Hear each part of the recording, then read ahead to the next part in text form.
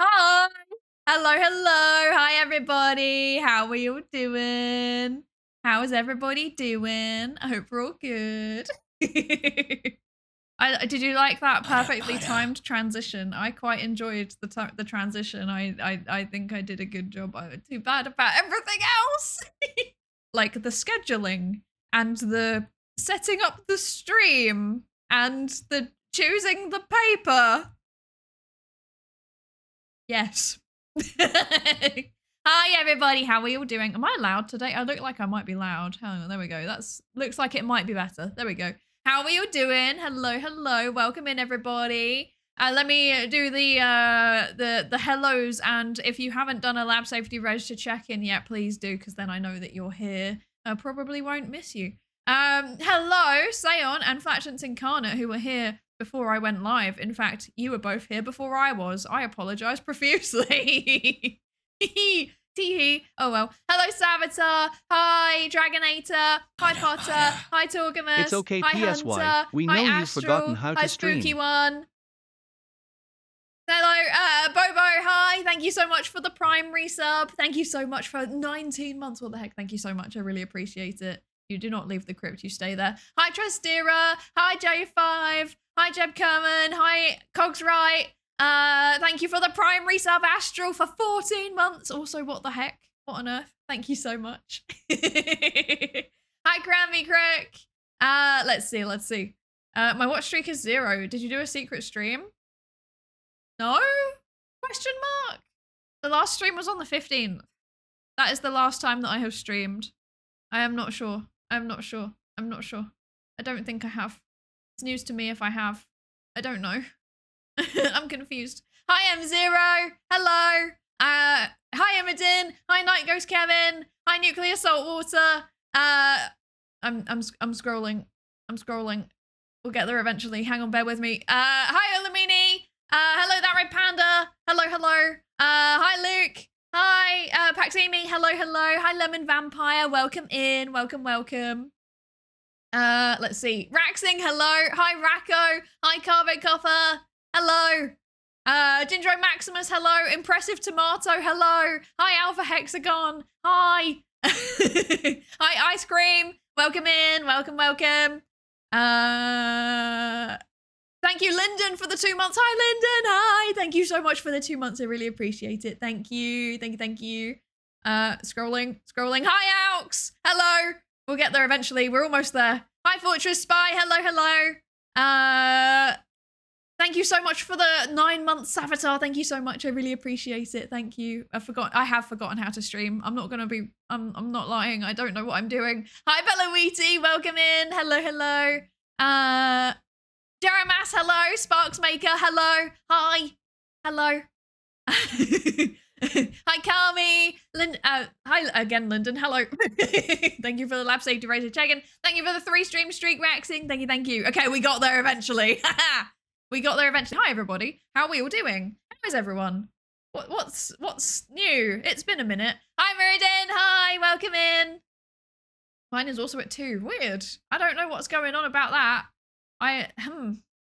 Interesting. I don't know why the watch streaks are doing that. I don't know. Maybe it's because I've been gone for a while. I apologize profusely. Hello. Speaking of which, hi. It's been like 2 weeks since I streamed, hasn't it? How are we all doing? What have I missed? What's happening? I've been outside. I don't know where I am.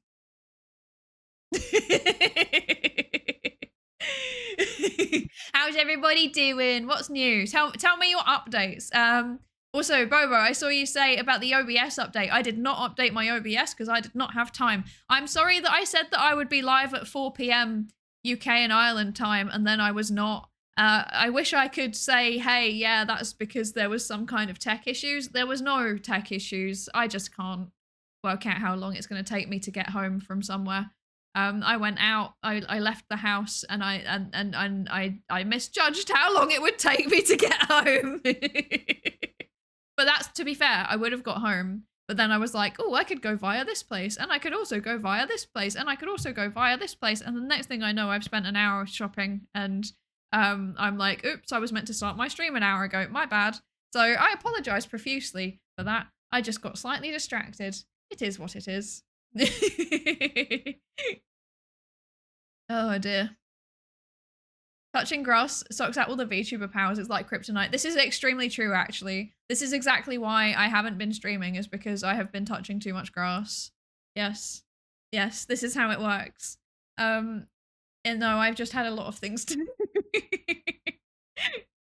I've not been home very much, actually. And the time that I have been home, I've been like, you know, tired. I've been very tired from all the traveling I'm doing. So yeah. Or like stuff like that. Yeah. Yeah.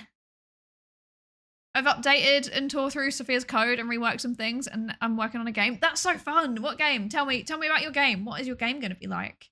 I don't remember how to stream, everyone. I don't remember how to stream. What am I doing? What? I genuinely have forgotten. Please help. What do I do? What do I do?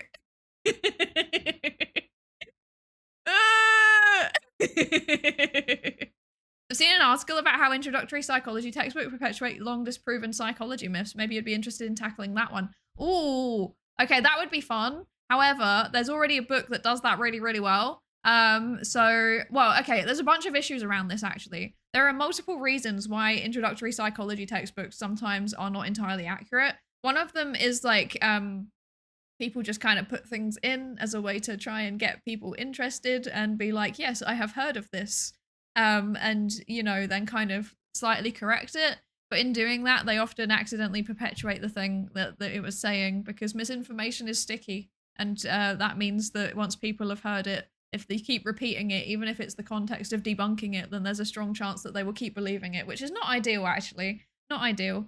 The other thing is sometimes the people that are writing the books also believe the thing even though it's not true. And the third reason is that replication crisis. There's a lot of things that we think, well, there's a lot of things that are kind of, I guess, in the, what's the way to describe this? I guess like the kind of broad body of knowledge in psychology that turned out to possibly just be like statistical artifacts or a product of the time and place rather than some kind of like actual psychological mechanism. And textbooks do not necessarily get updated accurately when those replication studies run and show that there is no effect. So yeah, that's one of the reasons. Yeah.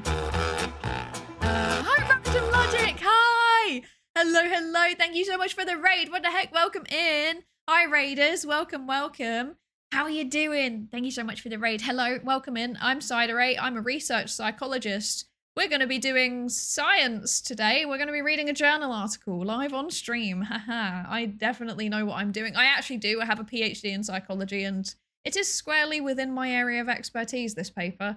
We're going to be reading it eventually at some point, but I've also forgotten how to stream because I haven't streamed in like 2 weeks, so bear with me. How are you doing? How are you doing, Random Logic? How was your stream? What were you up to? What were you up to? I didn't even know that you streamed. What the heck? Welcome in. How are you doing? Robot broke. Oh no. Not robot broke. What? Why did the robot broke? Huh? As a student of psychology, you'd be surprised how much professors correct the sources of other professors from earlier degrees like bachelor's. It's true. It's true, actually. Yeah.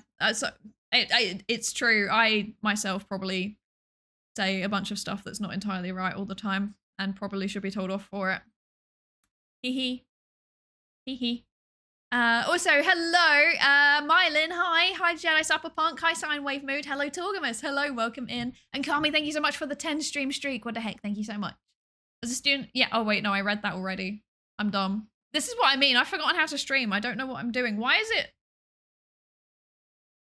Okay. Ah! What's happening? I'm so confused. We were trying to design my robot avatar, but FreeCAD crashed whenever we tried to save. No! That's so sad. That's so sad. Oh no. Oh no.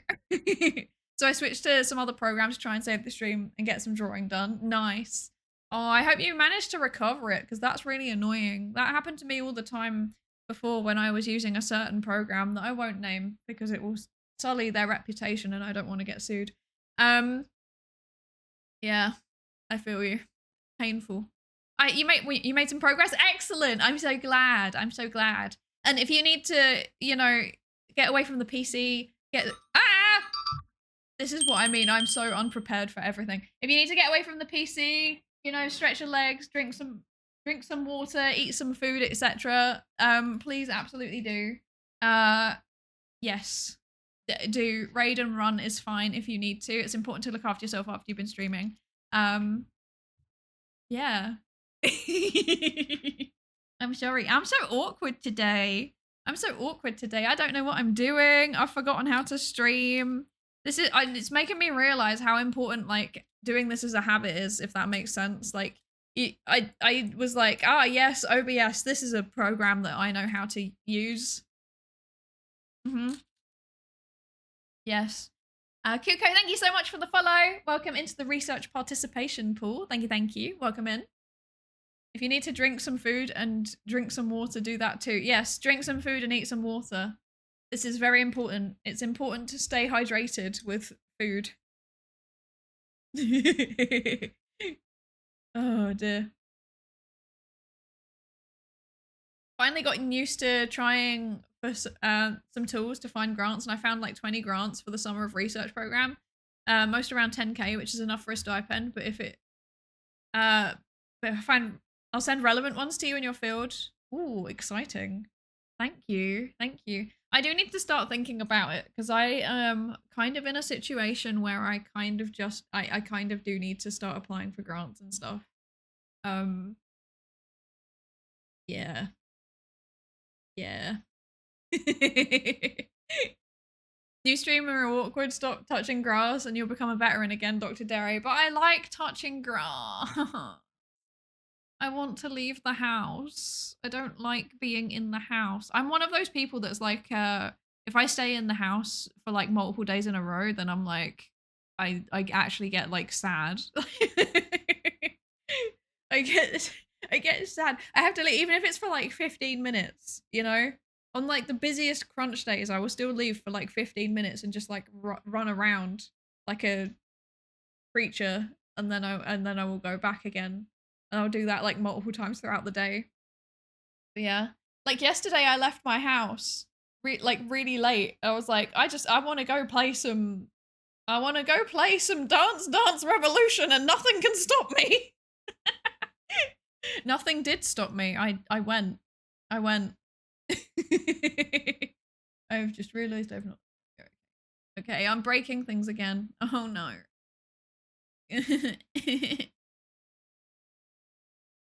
Instructions on clear steak dinner liquefied. Oh lord. That sounds like the worst thing ever.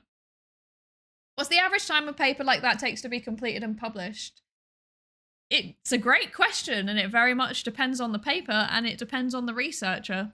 For example, in my case, I have a paper that I finished the data collection for it 3 years ago, and I still haven't written it up because I am terrible in general. I'm just a terrible person. So yeah, it depends on the researcher team, and it depends on the paper itself, because also some research takes a really long time to do, you know. If you're running like a longitudinal study where it's like multiple studies over the course of multiple years, obviously the data collection is going to take years. If you're just doing a quick survey and you can roll it out on a panel and then you get all of the data back and it's relatively clean, in theory you can process that pretty quickly, and you're mostly limited by the IRB application. So yeah. I have data from 7 years ago. I should really write up me with literally everything that I have ever done. I have not. I am so bad at writing up any of my research. It's genuinely like shocking. I'm so bad at it. I like do the research and then never do anything with it. I need to be like locked in a room until I've written up all my papers, because yeah, it's not great. I need to actually write. I don't have any motivation to do it. Oh well. Oh well. We'll get there eventually. Tee hee. 3 years? Did I hear that right? Yes. Yeah, I've had enough paper for one of my PhD studies to be turned into a not, it's multiple studies. Multiple of my PhD chapters can be converted into one paper if I so desire to, very, very easily. Would probably get into a decent journal. I just haven't done it because I am lazy. Yeah. Yeah. Actually, there is another one also from 2023 that I still haven't written up either. I'll write the methods and results. Those are the only bits that are actually written. That's not... I've got the methods and results. The problem is the introduction and discussion.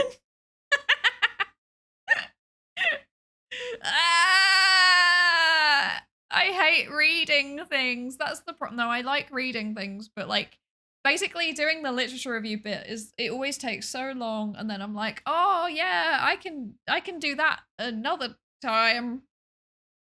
And then another time never happens. But it also doesn't help that like I'm very like strict about making sure that I only work a set number of hours a week every week.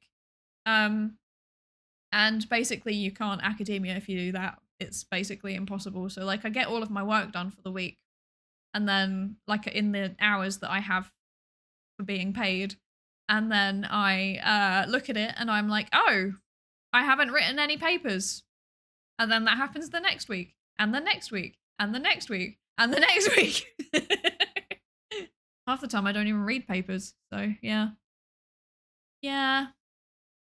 I think it's rare to find a scientist that's actually good at writing without being forced to do it. See, I really enjoy doing it. I just don't have time for it. It's like my job that I'm doing at the minute, like I'm running a research program, and I'm also running a training program, and I'm also doing a bunch of like research admin, you know, like grants and stuff. And these things together combine in a way that I do not have time to write up my existing research. So that's unfortunate. Yeah. And then like, you know, weekends I don't want to be working. I want to be doing other stuff. And right now I have one day a week where I'm not working, but I'm also like doing other stuff. And it should be my day for writing up papers, but I have to go to an appointment often, or I am traveling, and so, or I'm running a workshop, and then I cannot. Yeah. Yeah. This is my life at the minute.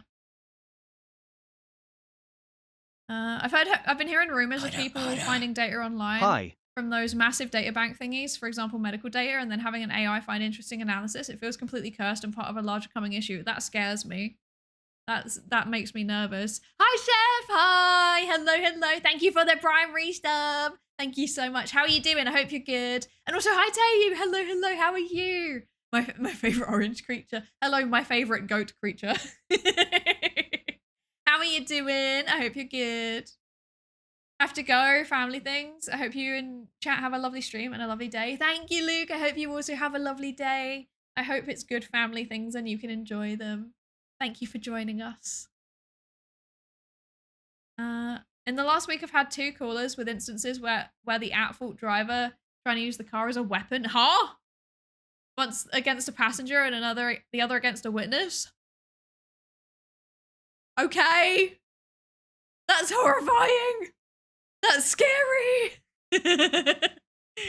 I am going to commit vehicular crimes. No, I swear to God, if any of you clip that and take that out of context, I will actually commit vehicular crimes.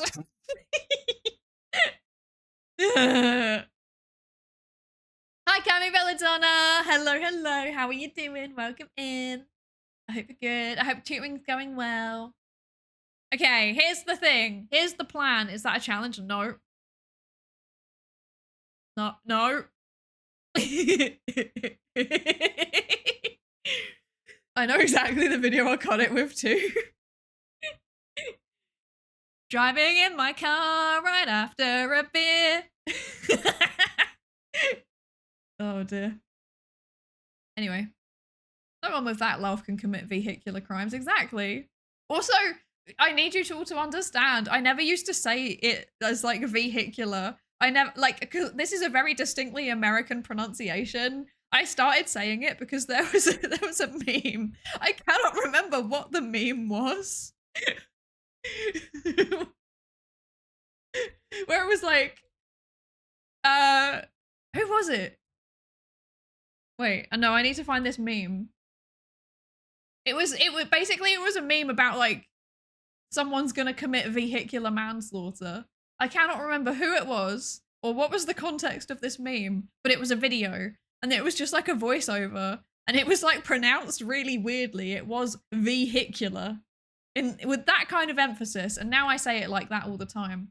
It's amazing how a meme from probably 10 years ago has influenced me like that. I don't know if I like that. Oh well. I was thinking of the anti-speeding video with the car rolling over the kids. That one is also a banger.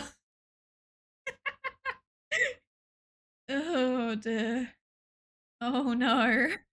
Can't you use AI to format your own writing into a research paper? In my experience, it's much more accurate when all it needs to do is format already existing writing. It's a good question, and it depends on the field. In my field, they would not be happy with it in general. Like mostly it would be okay. Like maybe some journals they'd be okay with it, but most journals would say no, don't do that. It also depends on whether you're okay with your writing going into the AI in the first place, because obviously they're then going to be using it to train. So, yeah. Although if you're publishing it open access, it's going to get scraped eventually, I guess. I don't know. I don't. I could probably ask it to do that, but it would rely on feeding in my thesis, which feels gross. And also, I kind of enjoy writing. Like, I want to I want to write it myself. It's not a case of like I can't do it. It's not a case of I don't want to do it. It's a case of I just haven't had time. But if I need to just like have a week at some point where it's like a writing retreat week or something, and I just force myself to write. This is what I need to do. I know it's what I need to do. I need to do that. I need to stop making excuses. I need to just write the silly little paper. Yes. Hi Zerkia, hi. How are you doing? I hope you're good. How's it going? What else have I missed, by the way, everybody? Tell me your life updates. What have I missed in the last 2 weeks? Also, for my birthday, we didn't really get the chance to talk very much. What have I missed? What have I missed in the world of science? I've been locked in a room giving workshops. Yeah. I don't know what's happening. What have I even done? I don't even remember. Everything in the last like month is blurring together. Do you really want to know? Something important happened at the NSF last night. Did it? Oh, if it's political, I don't want to know. Ugh. Did you see the moon thing? I did. I watched Artemis launch and I watched Artemis team splash down. I didn't see much about what they actually did while they were doing the circle around though. I should have paid more attention to it, but I think it was happening while I was at a conference. Maybe. At least a big part of it was while I was at a conference. So, yeah, so I didn't see too much of it. Thank you for the 7 stream streak, Tayu. What the heck? I've been addicted to One Piece. I've always felt like I should start One Piece at some point, and I've been too scared to. Like, it feels long and terrifying to start reading that or watching it. I don't know. Yeah, it's too much One Piece, actually.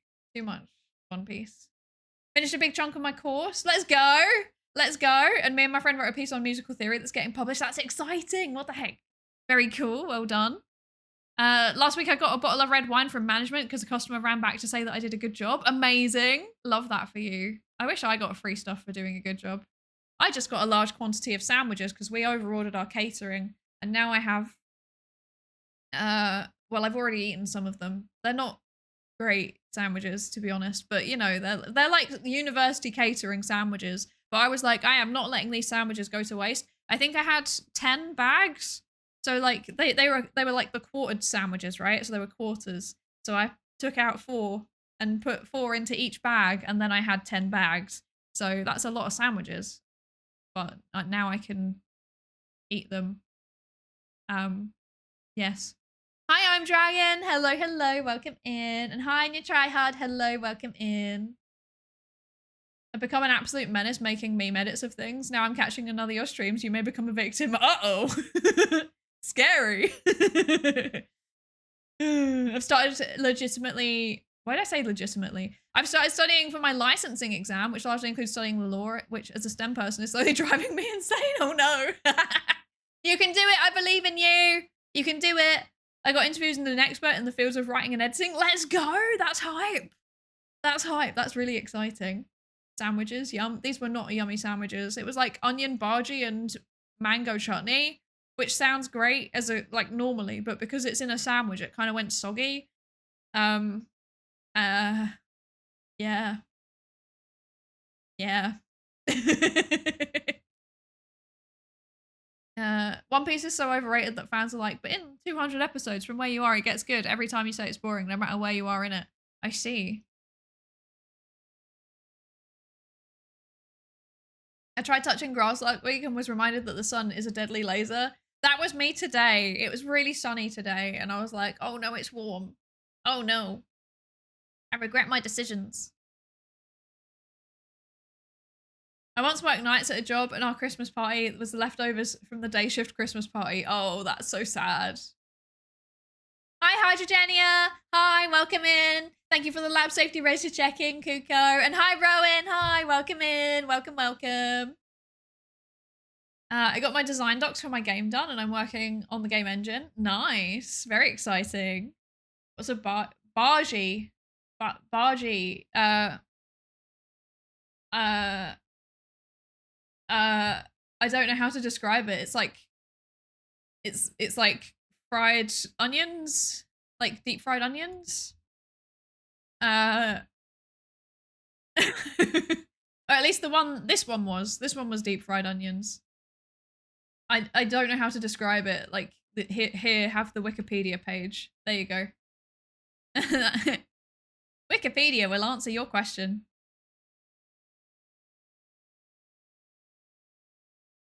I started a new job this month after 3 months of lazing around. Now I'm actually fighting my brain to go back into work mode and I'm losing so far. That's a mood. That's a mood. I feel that. I have been struggling to focus on work recently as well. And I don't have an excuse though. So yeah. I'm trying to think if there's anything interesting that I can tell you all about my life. What have I been doing today? Today I went to a market. That was interesting. And I've forgotten how to talk. I've forgotten how to talk. How do you stream? Genuinely, I don't remember what I'm meant to be talking about. When did I even last stream? Can someone help me with this actually? When did I last stream? What's happened since the last time I streamed? I don't remember. Final Fantasy Online and Evangelion crossover. Ooh, exciting. Your birthday. Okay. Thank you. Did I ever tell all of you about the conference I went to? I actually don't remember. I feel like I might have done a collab stream and then another collab stream and then didn't actually properly sit down and talk to you all. Or maybe it was a gaming stream and a collab stream. I don't remember.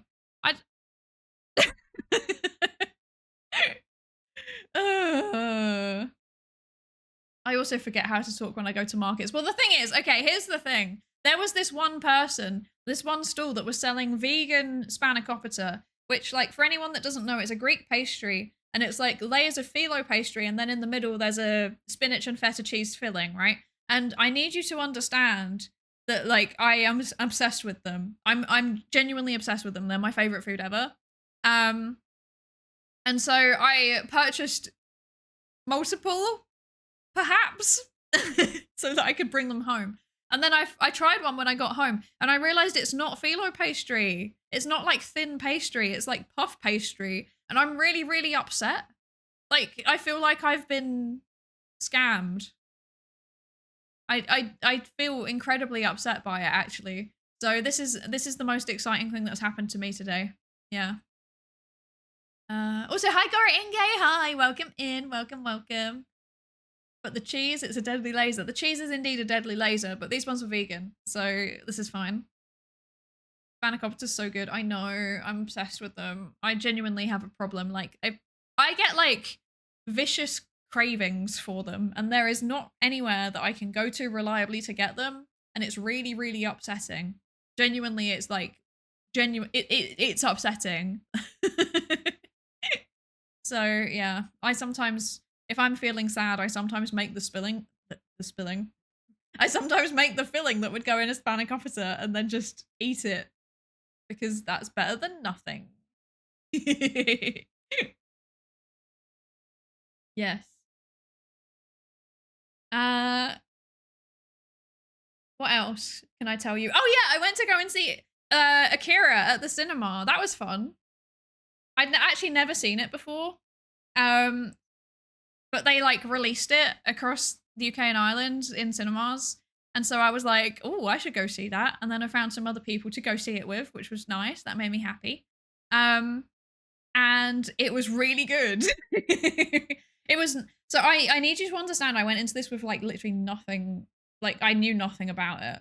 Like I did not understand what this film was going to be about, and it was not what I expected, but in a good way. I also saw Akira. I saw it on Saturday. It was so good. Let's go. Let's go. Are you going to see the amazing digital Are you going to see the amazing Digital Circus movie? No, I have never watched that.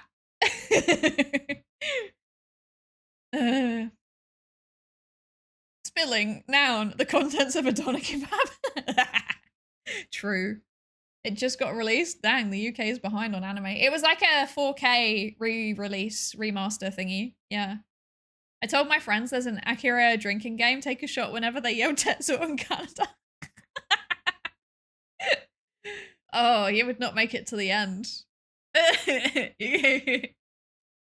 Or at least I wouldn't. I think I'd probably survive maybe half an hour and then I'd just collapse into a ball of alcohol poisoning. That would not be great. Oh dear. That might be the second most lethal drinking game I've heard of. What's the most lethal drinking game? What could possibly be more lethal than that? Yeah, we need to know what's the most. They were also surprised the Akira slide was right at the start. I was watching it and I was like, the only thing I know about this film is the memes. That was one of them. The Dark Crystal drinking game still wins. Drink whenever someone says Gelfling. Oh, I don't know what that is. I'm uncultured. The Amazing Digital Circus isn't airing in my country, so I sent an email to the cinema chains I could find asking them to bring it over. Oh, good luck. I hope they will bring it over so you can go see it. There are some good memes from it, to be fair. There's some really good memes from it. But now I know the context of the memes, so I feel happy. That makes me happy. Drinking whenever Frodo looks weirdly into the camera is lethal. Well, luckily as an autistic person, I have never made eye contact with Frodo, so I think that means I don't have to drink. Yeah. We talked about doing Discord events. Maybe we need to watch the Dark Crystal. Yeah, we could do. We could do. I need to start actually working out how to do this now that I'm basically so here's one of the things that I've been doing recently. I had to deliver some training at a university and it was very, very scary. I was very, very scared in the run up to doing it because I've never done anything like that before and I didn't know what I was doing. Now I've done it. And so I won't have to stress about it anymore. And that means that I can just start functioning again rather than being a nervous mess the whole time. So that's good. That's good. Yeah. I've been devouring Brandon Sanderson books since your last birthday stream. It's been hectic. Ooh. Ooh. I see. I'm trying to think if haven't been reading anything. I mean, I have been reading. I've got 2 books on the go at the minute, but I don't One of them's kind of relevant. Like I'm learning stuff in it that's useful for my job. So it's yeah. The other one, I don't want to say what it is. Don't you have to teach if you become a PhD? Not if you leave the university system. I never actually taught. I was only a teaching assistant, which is not the same thing. Not the same thing. So yeah.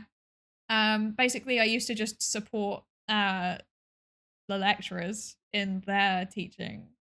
I never actually I did deliver lectures and stuff, but it was never part of my PhD, you know? It was always something else. And I've never officially led like a class or anything like that. So this was the first time and it was scary. Yeah. I struggle to read. My attention span hates it. I'm wondering if I get diagnosed with ADHD and put on meds, I'll become a reading machine. Maybe. Maybe. I have phases where like I will not look at a book. Like I will not even process the existence of a book. And then I will just suddenly be like, now I desire to read. And then next thing you know, I am reading like 50 pages a day in addition to all of the other stuff that I need to do. And I'm finishing like a book a week, basically. I'm in one of those phases a little bit at the minute. I'm reading a lot on the minute. So yeah. Yeah. But I don't have ADHD. I've been tested for it and I don't have it, despite what the people may tell you. I genuinely don't have it. So yeah. Hi, Blue Fox Studios. Fox? Blue Fox Studios even. Hello, hello. Welcome in. Thank you so much for the raid. Thank you, thank you. Welcome in. My name is Psydere. I'm a research psychologist. We're going to be doing science at some point today when I actually bring up the thing. I should do that, actually. Get in the Skinner box, exactly. Get into the Skinner box. It is a requirement that you have raided in. Now you must enter the Skinner box.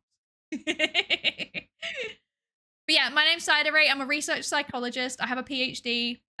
We talk about science stuff on stream sometimes when I actually have enough time to sit down and do it. Unfortunately, my schedule's a bit wacky at the minute because I have lots of traveling and stuff. So I'm going to be streaming just as and when, and probably not very much science for the next few months. But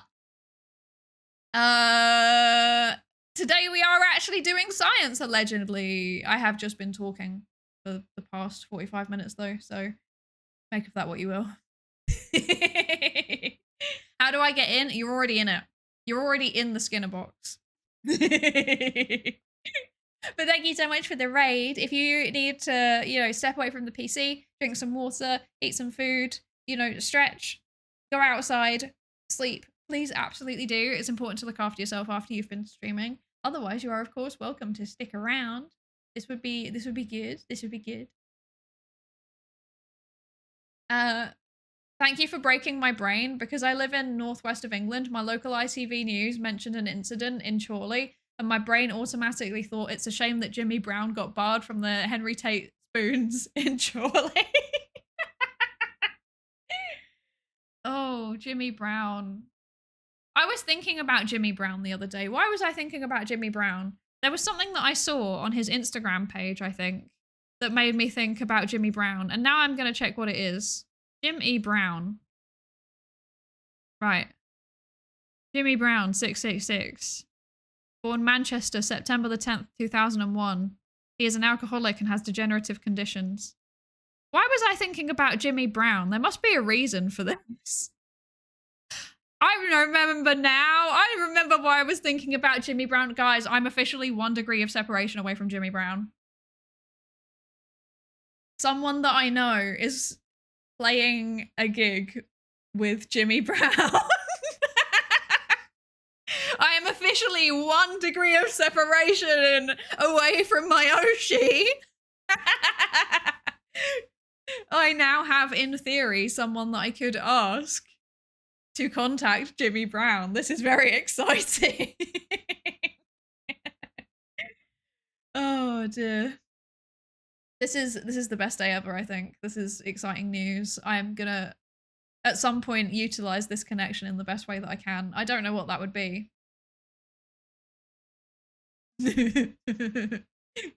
Also, hi Ghost Hardware. Hello, hello. Welcome in. It's the Great Pumpkin, Jimmy Brown. Huh?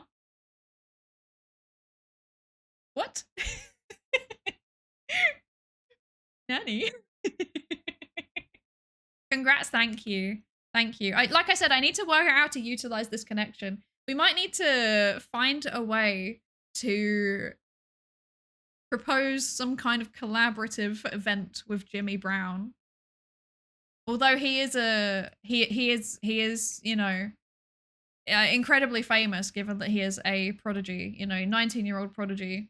So there's no chance that he would want to talk to little old me, but you never know. You never know. It's a Peanuts reference? Oh, I see. I don't know Peanuts well enough to be able to, like, recognize references, I think.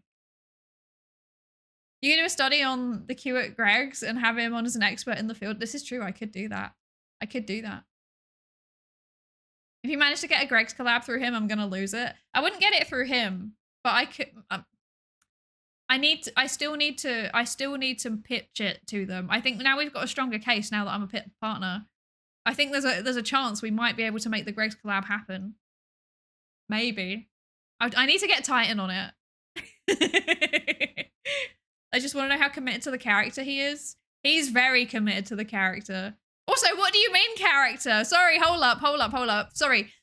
No, what do you mean character? There is absolutely no character. That is just who he is. He is Jimmy Brown, 19-year-old prodigy from Didsbury in Manchester. He is an alcoholic and has several degenerative conditions. Okay, that is just who he is. And the allegations that he is a 40-year-old man from Philadelphia in the US are just allegations. You know, I know that there's like a name attached to his music that's like not him. There's been allegations that like, oh, he's just, you know, he's just playing a character. No, you're wrong. You're wrong. There is no such thing. He is Jimmy Brown. Jimmy Brown is who he is.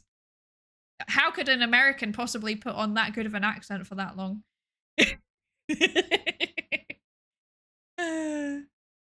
I need to go. How do I get out of the Skinner box? Okay, fine. We'll let you out. We'll let you out. Thank you for joining us. Thank you for joining us. Thank you so much for the raid. I'm back to visit my mom. I'm off to visit my mom even. I hope you enjoy visiting your mom. See you later. Also, hi Tetra. Hi. Welcome in. Welcome, welcome. How are you? I hope you're good. 2 a.m. Japanese time. Oh, Yasumi. Good night. Sleep well. Thank you so much for joining us. Night.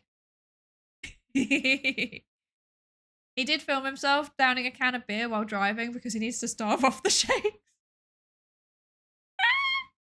He does. It's multiple of his if nobody has ever watched any of Jimmy Brown's shorts, I think he does them on TikTok, YouTube, and Instagram. Highly recommend his shorts. They're very good. Yes. Well, hi Ty. Hi. How are you doing? I hope you're good. Thank you for the hydrate and posture check. I will hydrate and posture check. Okay, so here's my thinking. I've been yapping for a while, as always. It's probably time for us to actually, you know, read the paper. Might be helpful. Might be helpful to read the paper. Don't know. Why is it? Wait.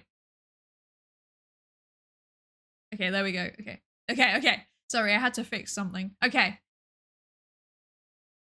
I love the tuna pizza video where he just yeets the pizza into the oven and uses the packaging as a plate. Me too. That is a banger one. I do enjoy that one. Oh dear. You chose a pretty interesting paper, kind of meta. Yeah, I'm looking forward to reading it. I think it's going to be fun. I don't know anything about it. It's in my Zotero library and marked as to read, and that means I need to read it. So we're going to read it together. But I know of at least one of the people who have wrote it, so I trust it. Oh dear. Also, hi, Lost Raven Knight. Hello. Welcome in. Thank you for the lab safety roasted check-in. Okay, so this, when I move out of the way, this is the paper we're going to be reading today. What do public contributors with lived experience know and think about open research? Nobody should look at results and think, how did they arrive at that? By Ellen Poliakoff and colleagues. It was published this year. That's right. I am relatively up to date. It was published like 2 months ago, I think. It says accepted January, so that means it was probably published February, so it's probably 2 months ago, like I said. Yes. But this is what we're going to be reading today. I know nothing about this paper. Genuinely, I haven't even read the abstract yet. Let's read it now. Okay. Abstract. Okay. So, involving people with lived experience in research, so patient and public involvement or co-production. Remember how we said about how I kind of want to do research that like you guys help design and then we run it together and then we analyze the results together and then we write it up as a community and then we all get published with it. Basically that, but a bit more formalized. There's things, yeah, it's normally around kind of like healthcare, but not always, but generally it's around healthcare where researchers will ask patients what they want to research. You also see it a lot around disability as well. So for example, in autism research, a lot of autism research now, like there'll be researchers and then they'll bring in autistic people and say to the autistic people like, hey, we're interested in this topic. What do you think that we should research? And then the autistic people will contribute to the development of the research and then they'll run the research and then they'll bring the data, the researchers will bring the data back to the autistic people and be like, hey, what do you think of these results? Is there anything that you're concerned about? And then they sometimes even help them write up the paper too. But yeah, that's what that means, is just involving people with lived experience of the thing that you are researching. Yeah. But yeah, it's one principle of open research. Transparent research practices. Open research is a big umbrella term. I can define that a little bit more in a bit, but basically it's making sure that all aspects of research are openly accessible to everybody. So for example, if you write a protocol for your study before you run it, you put it on a repository and then people can access it and check whether you actually did the things you said you were going to do. Or like sharing your surveys, for example, your experimental material, sharing your data, stuff like that. And then making sure that when you publish it, it's openly available. Anyone can read it. It's open access. Yeah. All of these things are open research practices. Okay. So, hi, Num Num, hi, welcome in, welcome. And also, hi, Awadu, hi, welcome. Hi, Joe Victor as well, and Oknus, hello, welcome in. How are we all doing? I hope we're all good. I'm always down to inflate my H index. Me too. We can all help each other by inflating each other's H indices. I think this is a great idea. Yes. Hi, Dreamer. Welcome in. Welcome. Okay. So, involvement of experts by experience helps ensure that clinical and health research is relevant, ethical, and accessible. While public contributors are likely to view co-production as important, what do public contributors know and think about other open research practices, such as data sharing? So yeah, making your data available on a repository that anyone can access. Or pre-registration, which is that thing that I've just said about where you put your protocol online and then people can check whether you actually did the things that you said you were going to do. We carried out a mixed methods online survey investigating what public contributors already know and would like to know about different open research practices, working with public contributors to shape the study. The 64 participants had a range of lived experience, which they had contributed to research and were passionate about the benefits of co-production. Although many participants did not know the term open research, they rated specific practices as familiar and important, seeing the moral imperative. Participants described the balance of practical benefits, for example, efficiency and transparency, and potential risks, for example, data sharing and preprints. Some practices, such as pre-registration, were less well understood, and participants learnt more about open research from the survey. Most participants were interested to learn more, and over 70% indicated an interest in further training. Overall, there is a need and an opportunity to share accessible information and training on open research with those who contribute their lived experience to research. This has the potential to improve research involvement and co-production, as well as the quality and applicability of research more broadly. Okay. So they've run a survey with people that take part in research in a kind of co-production way. Yeah, wow. So yeah, they've run this survey of people that are involved in co-production. So they're involved in developing and running the research, but they're not formally trained researchers. and asking them about their understanding of open research practices. And it's a mixed method survey, so that means there's going to be like Likert scales, for example, or ratings like 1 to 100. And there's also going to be qualitative data, which is fun because I like reading what people say. It gives a lot of insights, I think. Okay, that's the paper that we're going to be reading today. So before we actually start, it's time for an ad break. So that means I am going to be sending you to Pikmin Hell. It's been a while. I hope you will enjoy your time in Pikmin Hell. For anyone that's new, I'm sorry for what is about to happen to you. I apologise profusely. Enjoy your time in Pikmin Hell. And I will see you in a few minutes. Okay. See you in a bit. Harder. Equals carrot. Pikmin 4 and 5, Pikmin 6, Pikmin 7, Pikmin 18 million and 11, Pikmin 3 Deluxe and hey Pikmin, new centrifuge to put Pikmin in. Pikmin in your membrane, that's called Pikmin blot. Old Pikmin theorem that scientists forgot. New mechanics, quantum Pikmin. Pikmin chest tube, Pikmin balloon mount, radio sound, Pikmin electrons covalent bond, Pikmin AI published IEEE, slowed down Pikmin due to relativity, Pikmin in your culture where you can see it contaminating all it touches, Pikmin in your culture where you can see it contaminating everything it touches. Pikmin in your fucking culture. Pikmin 1 and 2 and Pikmin 3, Pikmin you play control for the Wii, Pikmin 4 and 5, Pikmin 6, Pikmin 7, Pikmin 18 million and 11, Pikmin 3 Deluxe and hey Pikmin, new centrifuge to put Pikmin in. Pikmin in your membrane, that's called Pikmin blot. Old Pikmin theorem that scientists forgot. New mechanics, quantum Pikmin. Pikmin chest tube, Pikmin balloon mount, radio sound, Pikmin electrons covalent bond, Pikmin AI published IEEE, slowed down Pikmin due to relativity, Pikmin in your culture where you can see it contaminating all it touches, Pikmin in your culture where you can see it contaminating everything it touches. Pikmin in your fucking culture. Pikmin 1 and 2 and Pikmin 3, Pikmin you play control for the Wii, Pikmin 4 and 5, Pikmin 6, Pikmin 7, Pikmin 18 million and 11, Pikmin 3 Deluxe and hey Pikmin, new centrifuge to put Pikmin in. Pikmin in your membrane, that's called Pikmin blot. Old Pikmin theorem that scientists forgot. New mechanics, quantum Pikmin.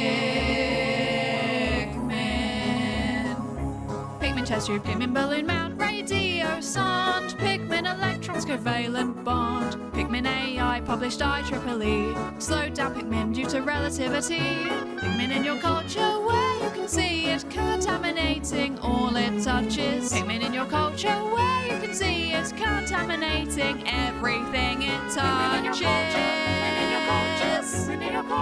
Pikmin in your fucking culture. Pikmin 1 and 2 and Pikmin 3, Pikmin you play control for the Wii, Pikmin 4 and 5, Pikmin 6, Pikmin 7, Pikmin 18 million and 11, Pikmin 3 Deluxe and hey Pikmin, new centrifuge to put Pikmin in.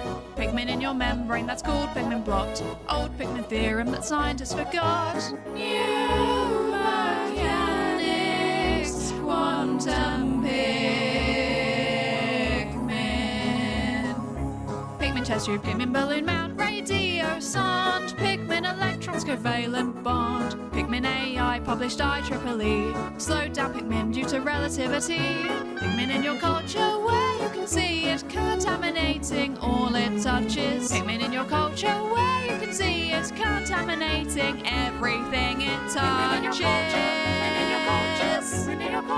Pikmin in your fucking culture. Pikmin 1 and 2 and Pikmin 3, Pikmin you play control for the Wii, Pikmin 4 and 5, Pikmin 6, Pikmin 7, Pikmin 18 million and 11, Pikmin 3 Deluxe and hey Pikmin, new centrifuge to put Pikmin in. Pikmin in your membrane, that's called Pikmin blot. Old Pikmin theorem that scientists forgot. New mechanics.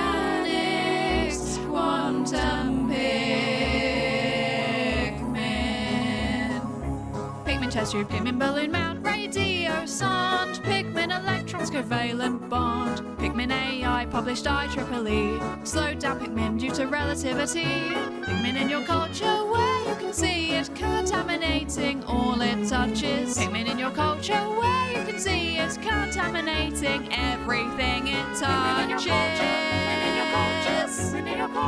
Pigment in your fucking culture. Pigment 1 and 2 and Pigment 3. Pigment you play control for the Wii. Pigment 4 and 5, Pigment 6, Pigment 7, Pigment 18 million and 11. Pigment 3 Deluxe and Hey Pigment. New centrifuge to put pigment in. Pigment in your membrane that's called pigment blot. Old pigment theorem that scientists forgot. New mechanics, quantum pigment.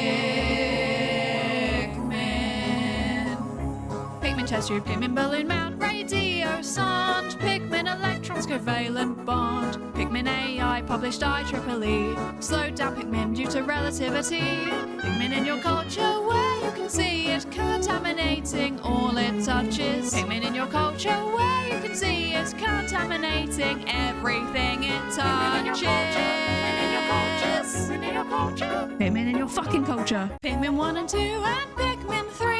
Pigment you play control for the Wii. Pigment 4 and 5, Pigment 6, Pigment 7, Pigment 18 million and 11. Pigment 3 Deluxe and Hey Pigment. New centrifuge to put pigment in.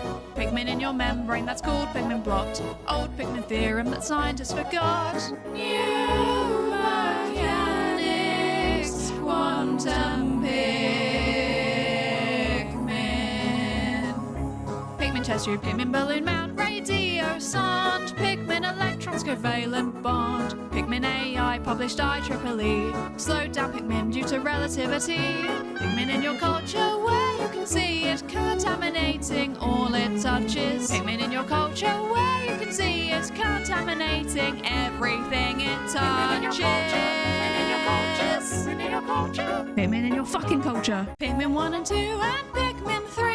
Pigment you play control for the Wii. Pigment 4 and 5, Pigment 6, Pigment 7, Pigment 18 million and 11. Pigment 3 Deluxe and Hey Pigment. New centrifuge to put pigment in. Pigment in your membrane that's called pigment blot. Old pigment theorem that scientists forgot. New mechanics, quantum pigment. Pigment chest tube, pigment balloon mount, radio sound, pigment electrons covalent bond, pigment AI published IEEE, slowed down pigment due to relativity. Hi, I have returned. Hello, did you miss me?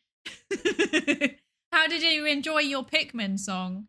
Did you all enjoy your Pikmin song? Sorry, Jane, thank you so much for the resub. Thank you so much, Jane. How are you doing? I hope you're good. Thank you so much for the 15 months. What the heck? That's over a year. That's a long time. What the heck? That's a year and a quarter. Thank you so much. Thank you. I really appreciate it. Also, hi, Argnavist. Hello, hello. Welcome in. I hope you're good. And hi, DP. Hello. Welcome in. Welcome, welcome. Thank you for the hydrate, Torgamus. I will hydrate. I've got water. I finished my tea now. I've got water. So hydrated. Okay. Rightio. Pikmin in my culture. Yeah, I know. Me too. Me too. Okay, so. Ready to read the paper. We're actually papering. Check this out. Okay. So, how long is this introduction? It's not too long, actually. That's not too bad. Okay, I reckon we can get through this fairly quickly. So, here's the plan. If you don't know what something is, say so in chat. Say something. What's the paper about? We're gonna find out together. It's about, they've run a survey of people that help researchers do research but are not officially trained as researchers themselves. So they're seeing if those people know anything about open research practices. So, you know, doing research transparently, basically. But yeah, let's find out more. Let's find out more. And if you don't know what something means, say so in chat. I'll do my best to explain things as we go along, but feel free to just ask questions at any point. Okay, let's go. Let's go. Okay. Open research practices allow other researchers to discover and reuse findings, methods, and data, as well as being transparent and enabling full scrutiny of findings and methods.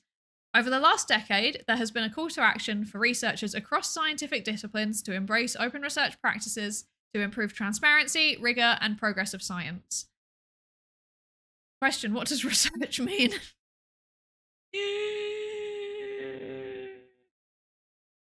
I would be sad if people didn't know what research means actually at this point. Although I did never define it, to be fair. Hi, Ari Penumbra. Hi, welcome in. I did my own research crowd. This is either going to be interesting or painful. No, this is people who work with other researchers. So basically, they're what we call experts by experience. So that means that they have lived experience of the thing that's being researched. So often that means like health conditions or disability.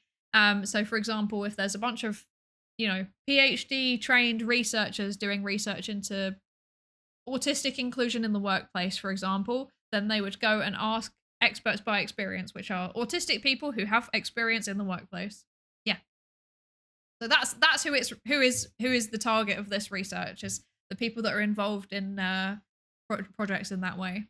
Is it another neuro paper? No, this one is not a neuro paper. Research is when you're searching for something that you've already found before. Me on a daily basis. Where did I put my keys? Oh, they're in my bag. Where did I put my keys?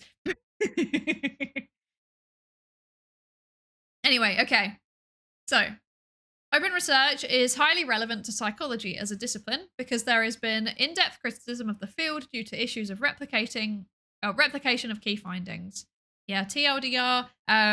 We have lots of findings in psychology, which we tried to repeat the study that found that finding, and then it doesn't work. So that's happened quite a lot. There's now many things that we thought were fairly consistently occurring in human behavior, and it turns out they are probably just statistics doing silly things. Teehee. So yeah, that's been a problem in psychology. But not just psychology, a lot of other fields too. For example, nutrition, really, really bad for it. Certain engineering fields have real issues with replication. There's others too. Medicine is concerningly bad for it. Yeah. Yeah. Where did I put my glasses? Oh, they're on my forehead. I actually did that yesterday. Because my glasses broke basically, and then I went to the optician to get them fixed, and then they were like, no, you can just have a new pair, we can't fix this. But then the new pair that they've given me is like really tight on one side, like with just one of the arms is like really, really tight, and it's like digging into me, and it's left a bruise there at this point, and I keep thinking, oh, I should go back to the optician and get that adjusted, and then I keep forgetting to do it. So I keep taking off my glasses at the end of the day, and I'm like, I'm in pain. I should fix that.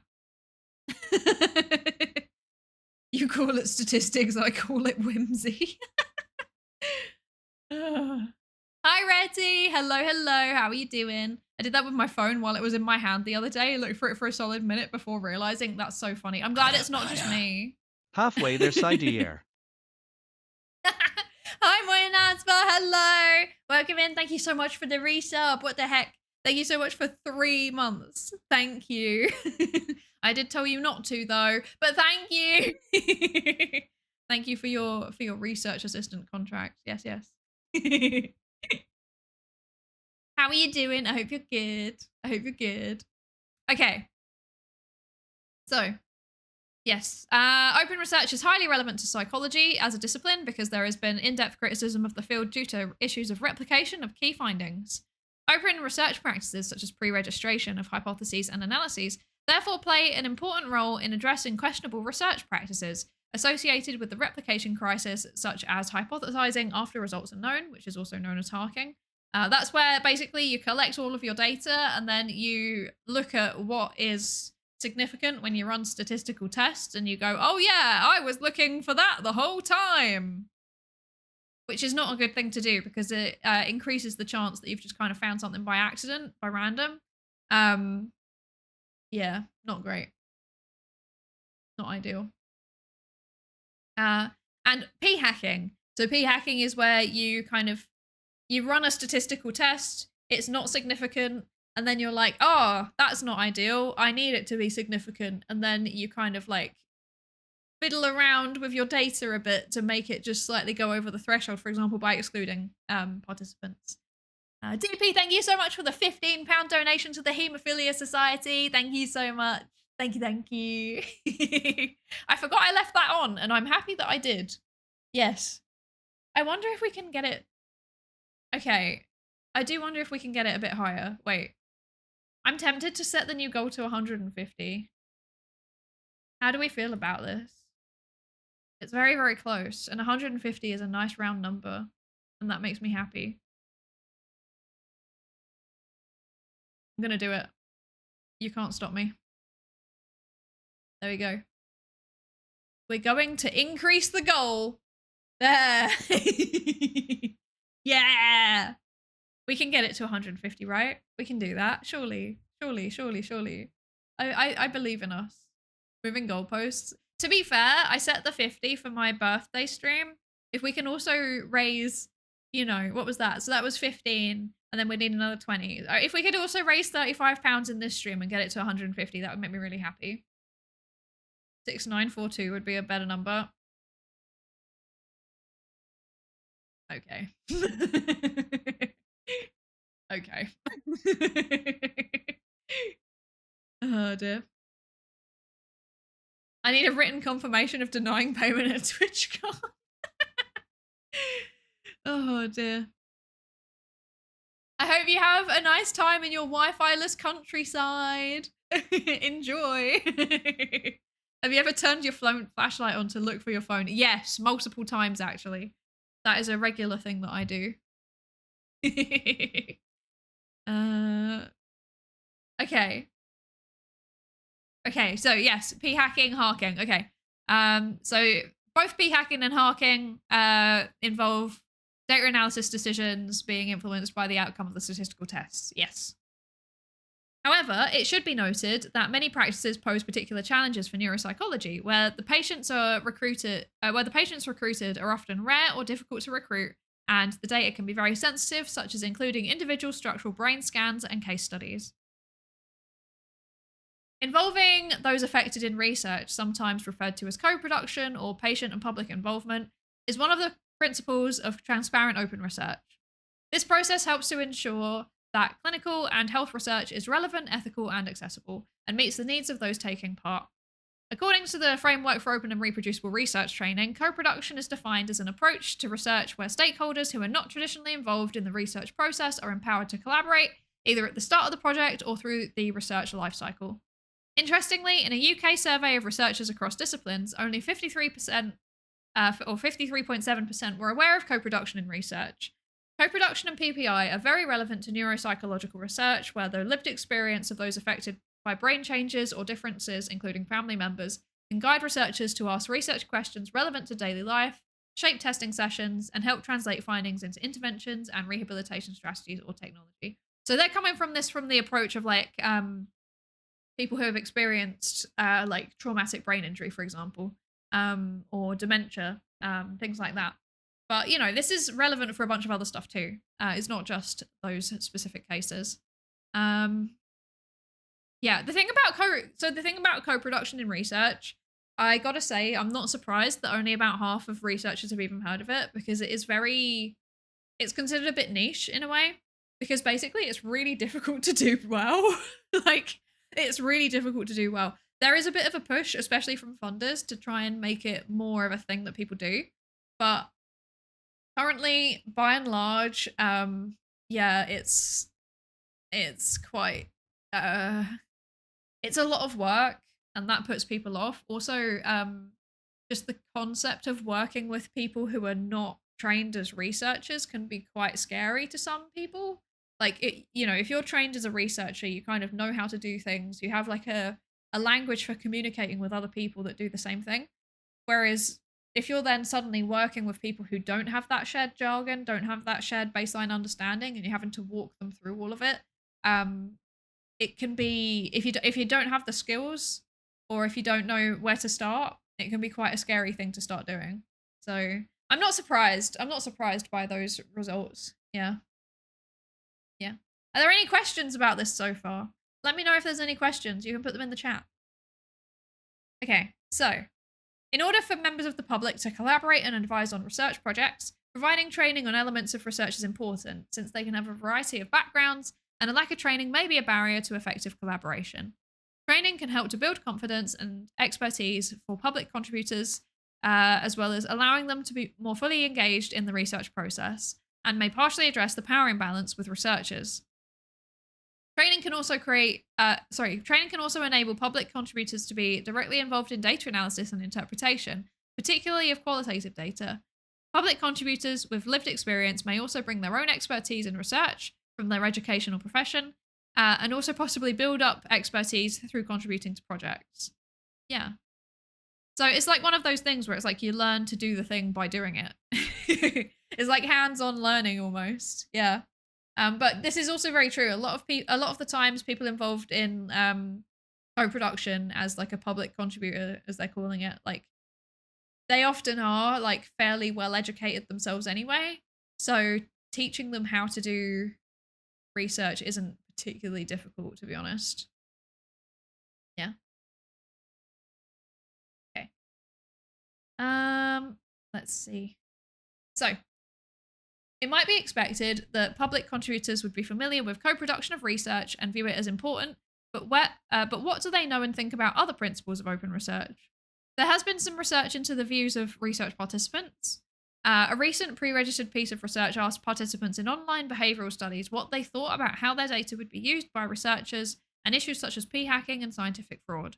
They found that adults taking part in low-risk psychology studies found questionable research practices to be unacceptable and were willing for their anonymized data to be shared openly.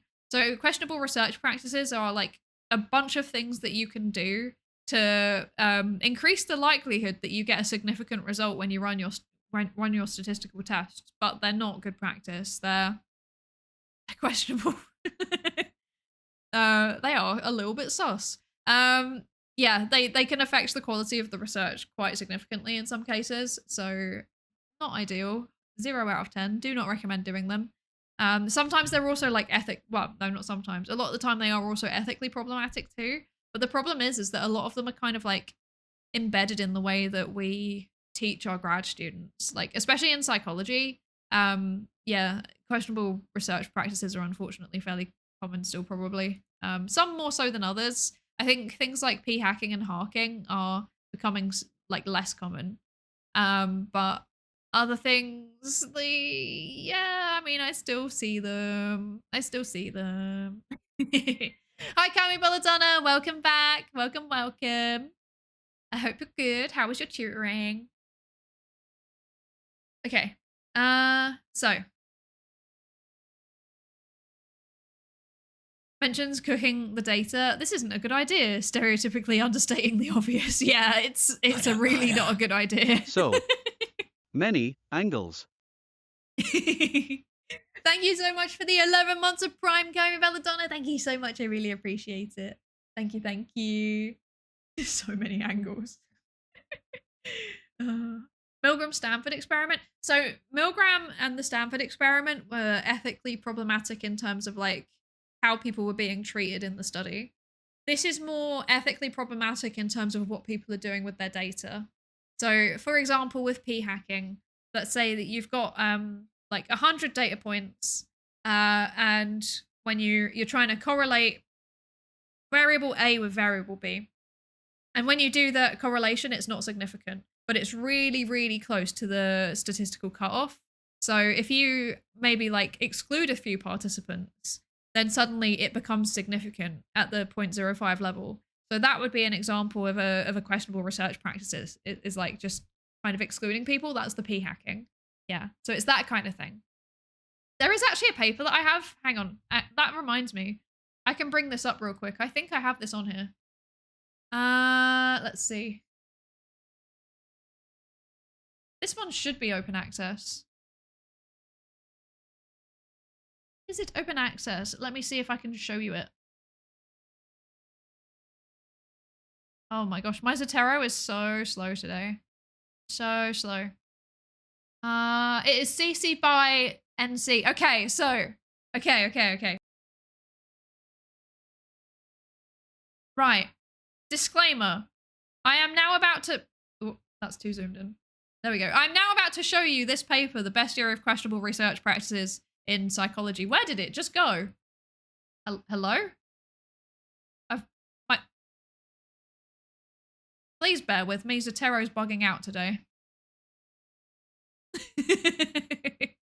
Wait, let me try and fix this. Wait. Okay. Try again. Oh, now there's nothing on the on it. Okay. Oh, it's loading. It's buffering. Okay. Guys, my Zatero's buffering. What? Where is the paper? Okay, there it is. Okay. Why does the paper start here? I have so many questions. I don't know why the first page... Like, it's literally buffering. Can you see this? Why is my PDF buffering?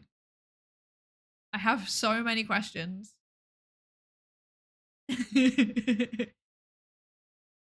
Anyway, this is the best area of questionable research practices. There is a list of them somewhere in this paper. There we go. Right. This is what I was looking for. Hello? Oh, no. It's all broken. No. Oh, okay. This will do, I guess. This will do. So, yes, for example, mixing pilot and main study data. Optional stopping, which is where you kind of look at the data as you're collecting it and then you go, oh, look, that's conveniently significant now. I guess it's time to stop my data collection. Selective sampling, collecting sample in a way that biases the findings. Placing undue influence on participants, for example, making them give responses that support the desired narrative. Stuff like that. Those are all like questionable research practices. Yeah. Are DOIs blocked in chat? I know web links are. If you do it without the DOI.org bit, then you will be able to post it. Yeah. Which one was this? Was this the John one or the more recent one? This one is... I wish I could show you, but unfortunately it's buffering. Hang on, if I close this, then I can put a link to it. But this is useful reading. This is useful reading if you want to know more about questionable research practices. There you go. It's the big one. There's one that's got it's the big one that's come out in advances in methods and practices in psychological science more recently. Like, well, within the last year. Yeah. Anyway. Okay. Why is my Zatero broken? Sorry, now my Zatero is completely broken. I need to close it and reopen it. Give me a second. Zatero, are you okay? Who hurt you? Why are you broken? Oh, okay. If anyone was wondering, the reason it's broken is because it's just randomly decided it wants to update in the middle of the stream, which is really helpful. Oh dear. Loading. It's loading. It's loading. So how's the weather? How is the weather for all of you? Is your weather good? Okay, there we go. Zatero's working again. Yay! This is the paper I was trying to show you. This is the paper I was trying to show you. Best area of questionable research practices in psychology. Yeah. And it has a big old table full of all of the questionable research practices somewhere. If I keep scrolling, there we go. Here's the list that was identified in the research phase. They do add to it, I think. I have read this before and I have forgotten, admittedly. But yeah, this is a list of examples. Yeah. I also found honest yet unacceptable research practices when research becomes a health risk. Yes, I think I might also have that one in my thingy, in my Zataro, potentially. I recognize the title, so. But yeah, these are good reads if you wish to know more about what questionable research practices are. But we're not doing that today. We're doing this. Yes. I find these titles hilarious. They are pretty good, aren't they? They are pretty good.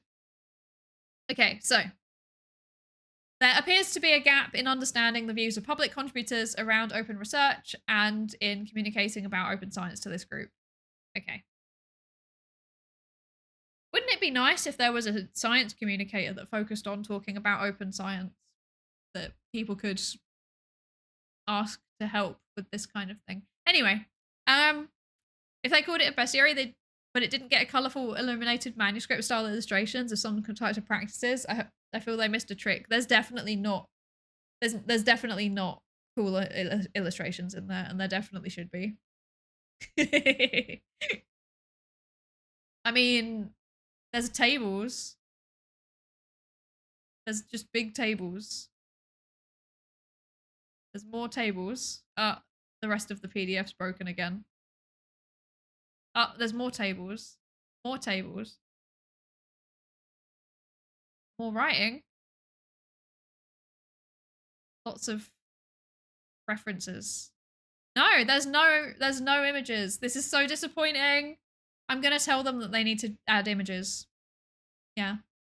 I'm gonna tell them that. I see that Zatero has decided to once again give up.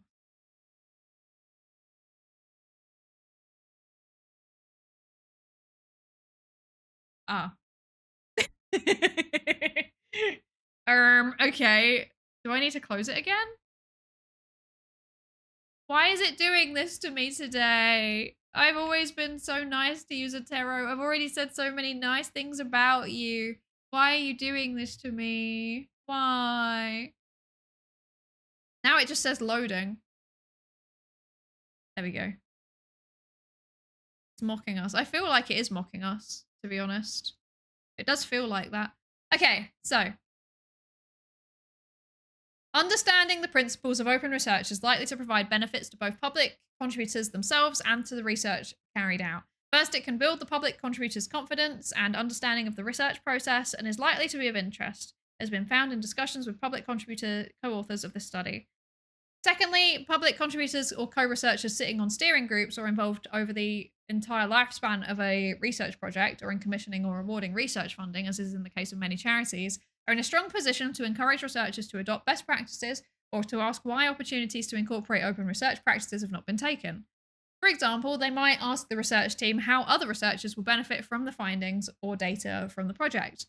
Or they might ask what will happen if the research findings are unexpected. Will they still be published or made accessible as a preprint so that others can benefit from this knowledge? Finally, as noted earlier, there can be security concerns around sharing data from human participants, and public contributors might advise researchers on communication with potential research participants about data sharing and use. This is likely to be particularly key for areas such as autism and deafness, where there is a mistrust of researchers and their motives, and where those with lived experience may not agree with goals such as aiming for a cure. Therefore, we carried out a pre-registered mixed method study to find out, survey even, to find out what public contributors already know or would like to know about open research practices, working with a range of public contributors to shape the research questions, data collection, interpretation, and dissemination. Note that we recruited a broad range of public contributors with lived experience, not limited to neuropsychology research. Our first aim was to find out what, if anything, public contributors already know about open research and the different types of practices. Q1, the numbered research questions correspond with the pre-registration and results section. We hypothesized that public contributors would be more familiar with co-production compared to other practices.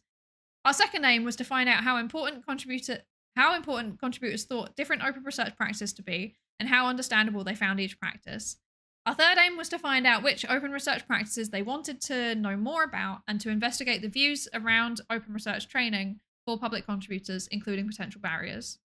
A secondary aim was to explore whether there were subgroups of contributors with differing views on open research, relating to the depth of their experience as a public contributor, prior training and knowledge of research, as well as their type of lived experience. We hypothesized that those with greater public contributor experience and research training would rate open research practices as more familiar, important, and understandable. The findings will be used to inform the development of training resources about open research for public contributors. There were two specific challenges in the development of this survey. First, in order to ask what public contributors knew about the different open research practices, it was necessary to explain what the practices are within the survey. This was tackled by creating plain English explanations and fictional vignettes, there we go, to illustrate each practice, with the idea that these could be developed further as part of the future training resources. It should be noted that when encouraging researchers to adopt open research practices, the narrative can be quite negative about the dangers of not doing so and the unreliability of previous findings. This has the potential to increase mistrust of science and research. So, to circumvent this, the descriptions and vignettes focused on best practice and the benefits of practices. Secondly, different research areas, health conditions, and even institutions use different terminology to refer to public contributors.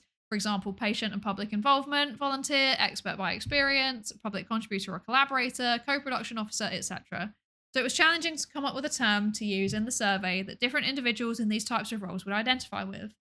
Note that some terms refer to distinct types of roles, but in other cases, different terms may describe a similar role. The term public contributor with lived experience was used in the survey, and public contributor for short in the paper, with the definition provided to cover a variety of roles and names that the person might typically call what they do. Related to this challenge was recruiting public contributors to take part in the study. Rather than advertise via social media or general forums, we asked gatekeepers, which were those working with the public contributors, to circulate survey links to their group or to collaborators. As explained below, we aim to avoid recruiting participants to this study whose previous research experience was only as a participant. Okay. So, I've been powering through this because, in fairness, it's written quite clearly. However, I feel like there must be questions around some of these kinds of things. So we've worked out what co-production is. To be fair, actually saying that, I feel like this is fairly straightforward. Like, once you know what a questionable research practice is, once you know what an open research practice is, and once you know what co-production is, I feel like this is fairly easy to follow. But please give me your opinions. What do you think? Also, hi, said Victor. Hi. Thank you for the lab safety ratio check-in. How are you? I hope you're good.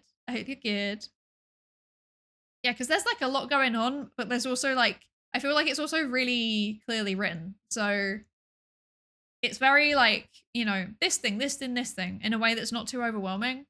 So and it's also not really long, which is quite nice.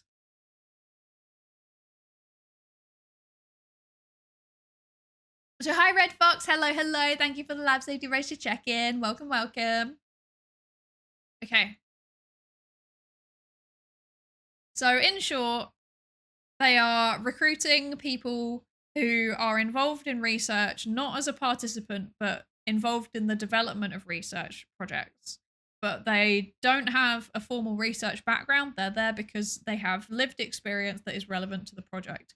So for example, if there's a team of researchers working on a project about autism, they bring in a few people who are autistic to work on the project and to help like develop the research, kind of direct the direction it's going in. And those are the people that they're looking to recruit in this study. It's not the researchers with the PhDs that are at universities, it's the people that have been brought in with lived experience. Yeah. So thank you for the lab safety ratio check-in. Nom nom. Thank you. Okay, I'm gonna drink some water. Wait. Okay. So, involvement of public contributors. We're on to the methods section already, and it's not even been the second ad break yet. What's going on? Okay. 3 public contributors were involved in providing suggestions and comments throughout the current project through online presentations, online meetings, phone calls, and written feedback, with the method varying according to the preference and convenience. This is cool. They're actually doing the thing. They're doing the thing that they said they're doing the thing that they're studying. That makes me happy. Who are you and what did you do with my distracted streamer? Well, if nobody's saying anything in chat to distract me, then I don't get distracted. This is the secret. This is the secret. It was this all along. Okay, so this is very cool. I really like that they're actually like doing the practice that they've said about that they're researching. Oh no, it's the aliens. Oh no, oh no. They've taken my streamer away. Oh no. I demand more tangents. Give me a topic to tangent on. It's a failure on our part. I know, I'm so disappointed. I'm so disappointed. Why are we sciencing? What's going on? I didn't come here for science. I came here for everything else. Look, a squirrel. I'm not falling for that. We're such good research participants. Exactly. Exactly. You are merely you are co-producers that have nothing to produce. You have nothing to comment on. Yes. Our diet of scuff is missing. I mean, there was scuff at the beginning, to be fair. There was a bit of scuff. But the scuff today is like me. It's not like tech scuff, it's like brain scuff.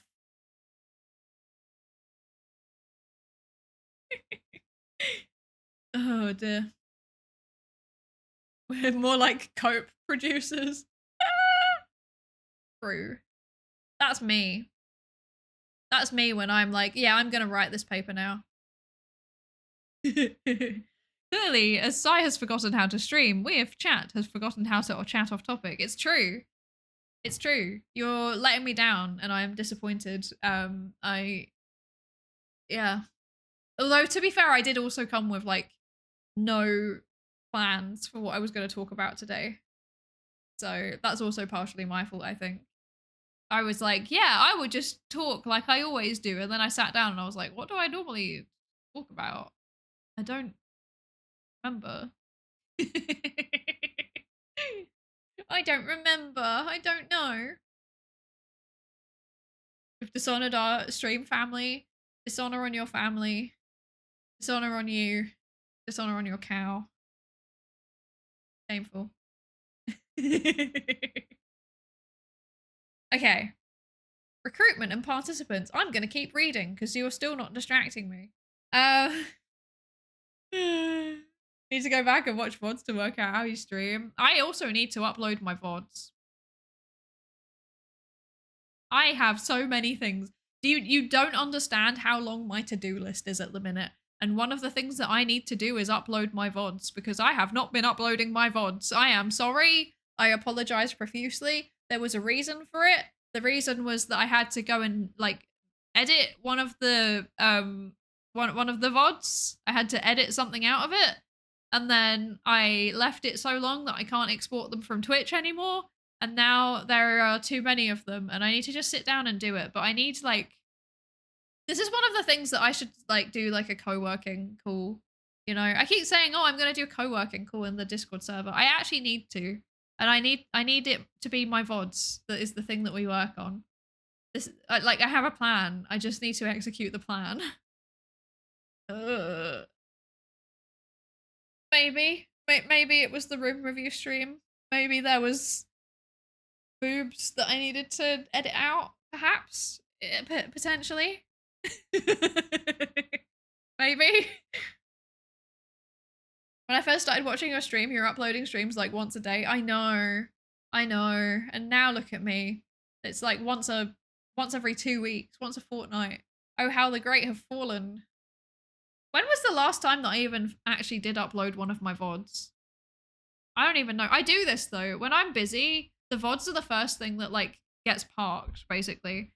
Because it's really, actually, it's a lot of effort to upload them. Like it takes a lot of effort to upload them. So then I just don't, which is not good. I should not do that.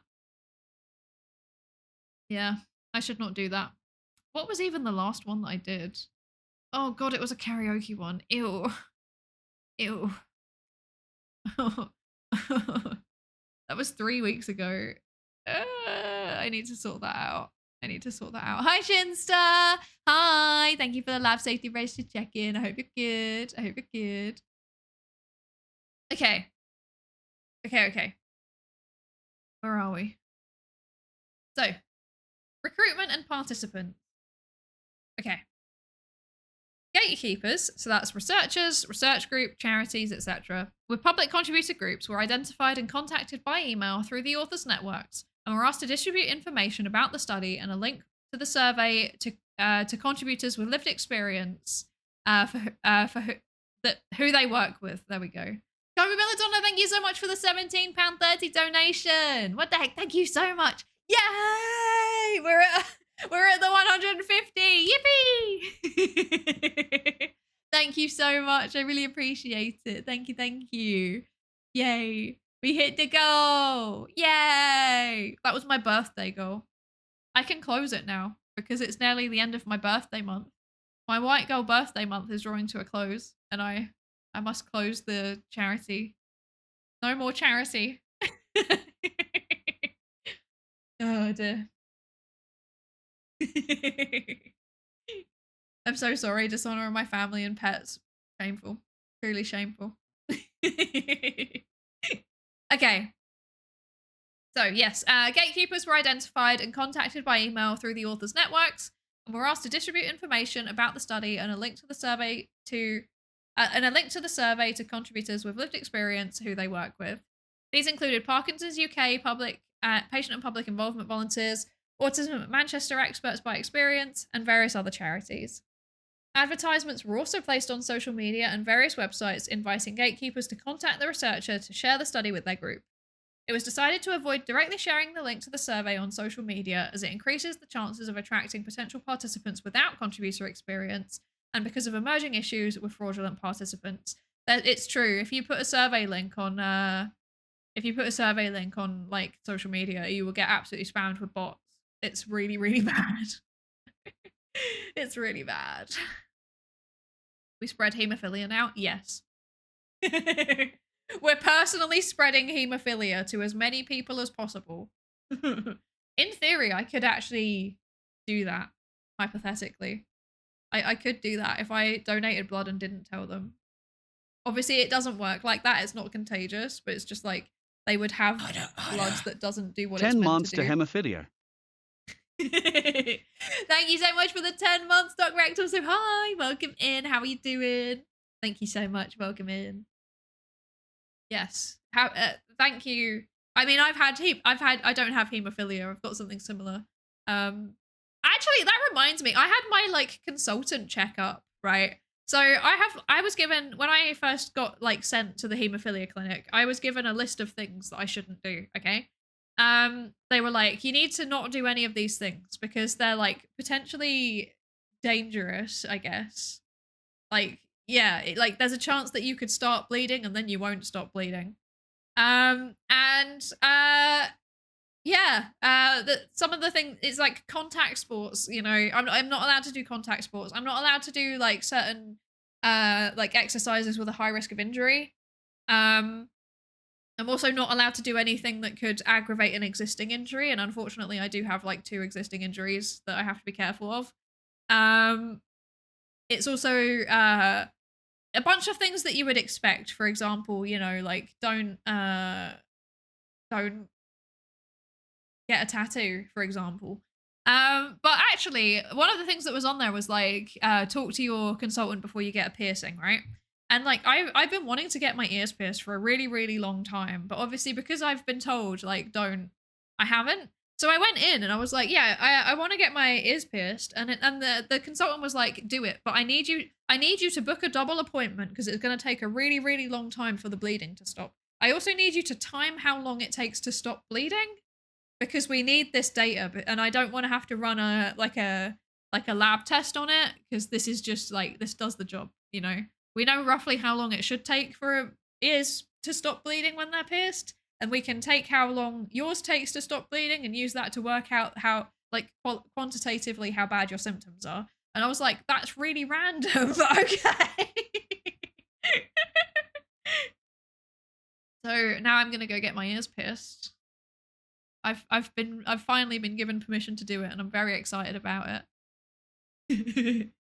No ice hockey for sight. No, I'm not allowed to do ice hockey, which is really, really funny because obviously it's a genetic thing. I've had it my whole life. And I used to do field hockey. And I used to, basically I would do like 3 games and then I would have to sit out for like 9 games because I was injured. So yeah, yeah, that's a thing. I am the data. I am the data, exactly. VTubers and crumbling health, name a more iconic duo. I mean, my health generally is pretty good, right? I just have like I'm very lucky in the sense that like I have chronic conditions. None of them are like dangerous. They're just aggravating. You know, they're just annoying, you know? Like so like the two things are like my allergies and my bleeding disorder. And like neither of them are life-threatening. They're just annoying. I always have like a like blocked nose.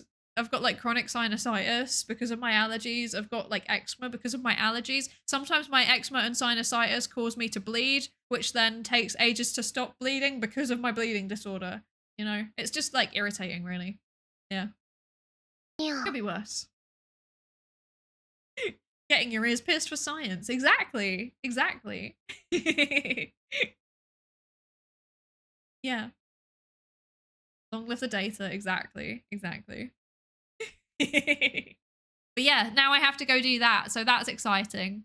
But I'm gonna go after. I have to go somewhere where I would like to not have fresh piercings. So I'm gonna do it when I return from that place. I think. Yeah. So a while to wait, but that's okay. That's okay. I can wait. I can wait. Anyway, there you go. You've had your tangent quota. Back to the paper. Back to the paper we go. Okay.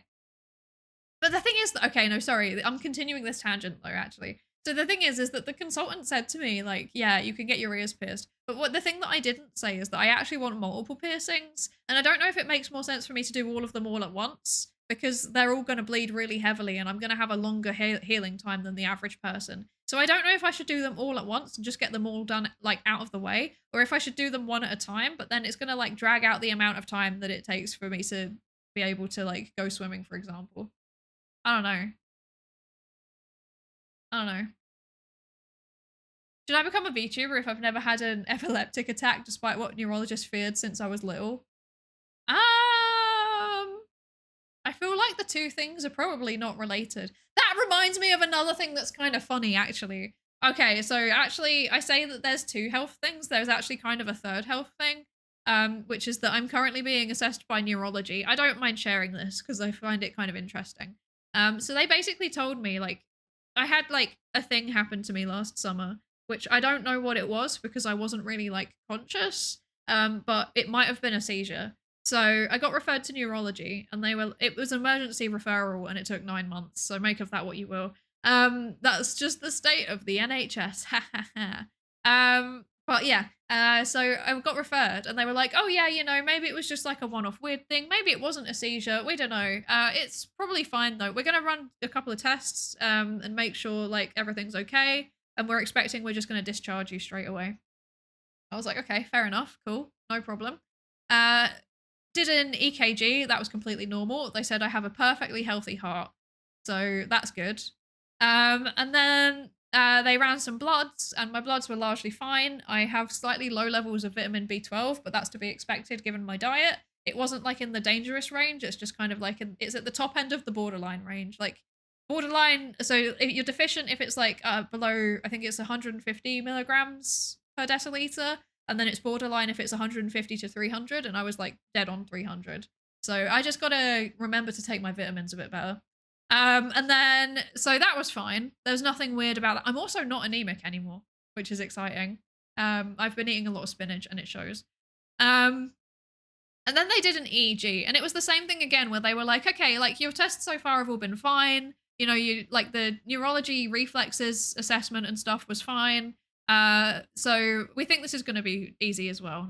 No bother. So an EEG, for anyone that doesn't know, is you like have electrodes put around your head, and it measures your brain activity. Like it measures the electrical activity in your brain. And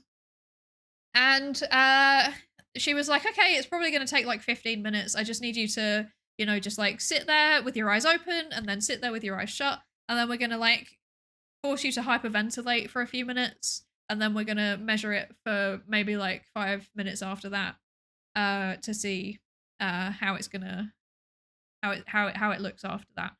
So like the actual measurement was meant to be 15 to 20 minutes, and then it's like 10 to 15 minutes of prep time before you start because putting electrodes on your head is actually quite difficult, especially if you have long hair.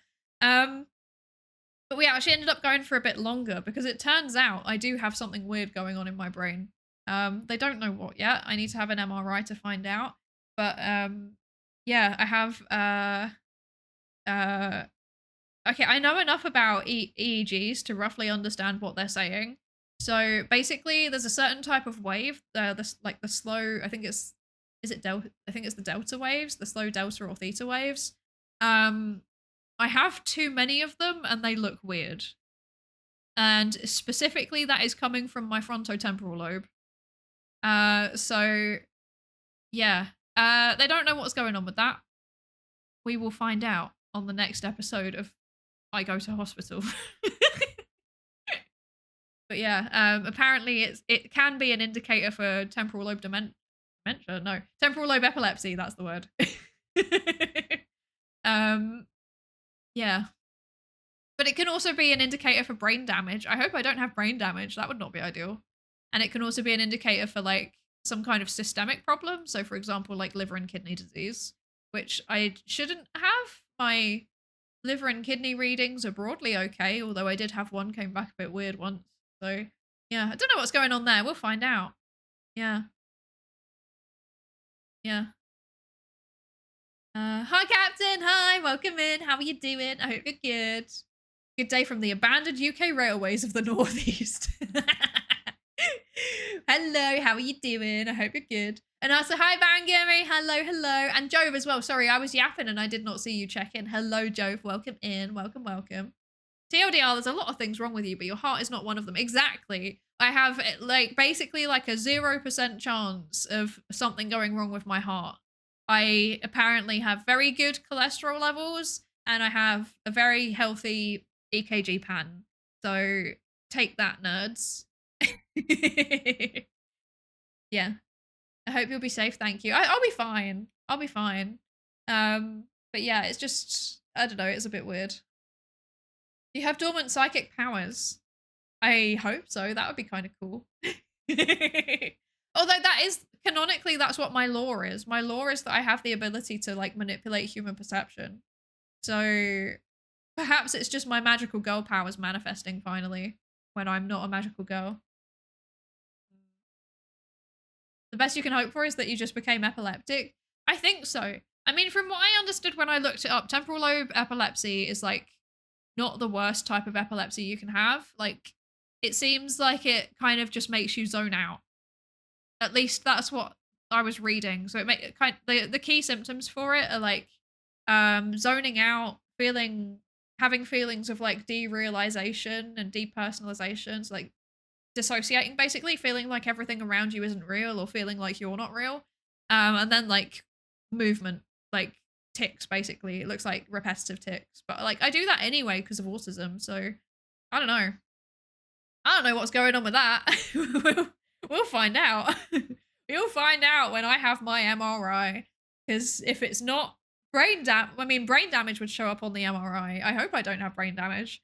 If I don't have brain damage, then that means it's either I have temporal lobe epilepsy or there's something very seriously wrong with me.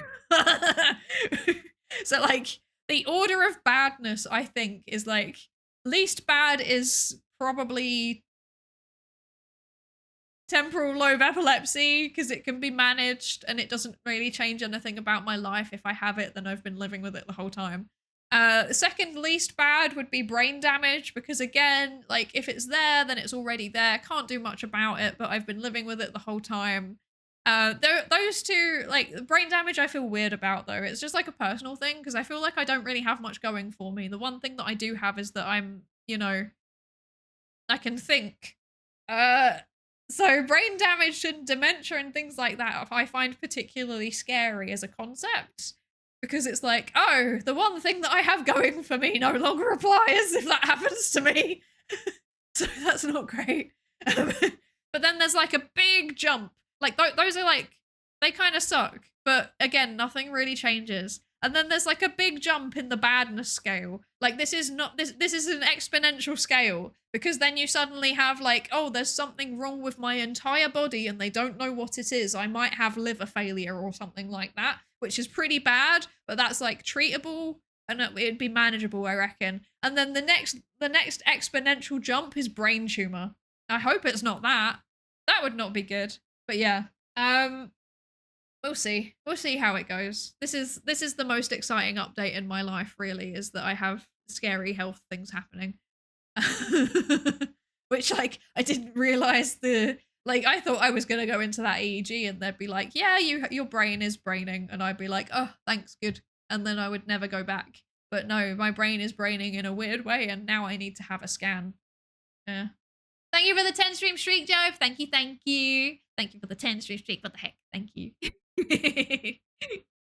Yeah, second least bad is brain damage. Unironically, it actually is the second least bad option compared to the other two. So yeah.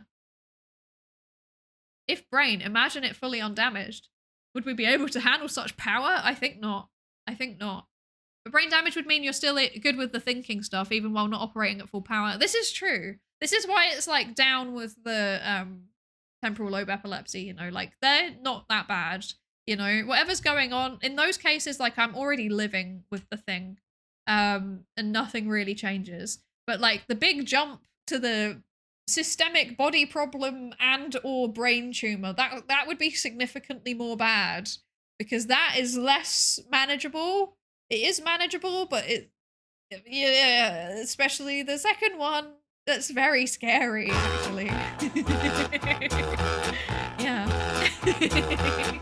Tofu, hi! Hi, Raiders, welcome in. Welcome, welcome. Hello, my name is Psydere. I'm a research psychologist. I've got a PhD in psychology. And today we are reading a paper. Or, well, I mean, I'm not going to lie, I was kind of just yapping about my health for a second there. But yeah, this is what we're reading. We're reading about open research practices, and whether people involved in research as a co-producer, so like they're people with lived experience involved in shaping the direction of the research, how much they know about open research practices like data sharing and open access publications and things like that. Yeah. Welcome in, everybody. Thank you so much for the raid, Tofu. How are you doing? How was your stream? How have you been? I hope you're good. I hope you're good.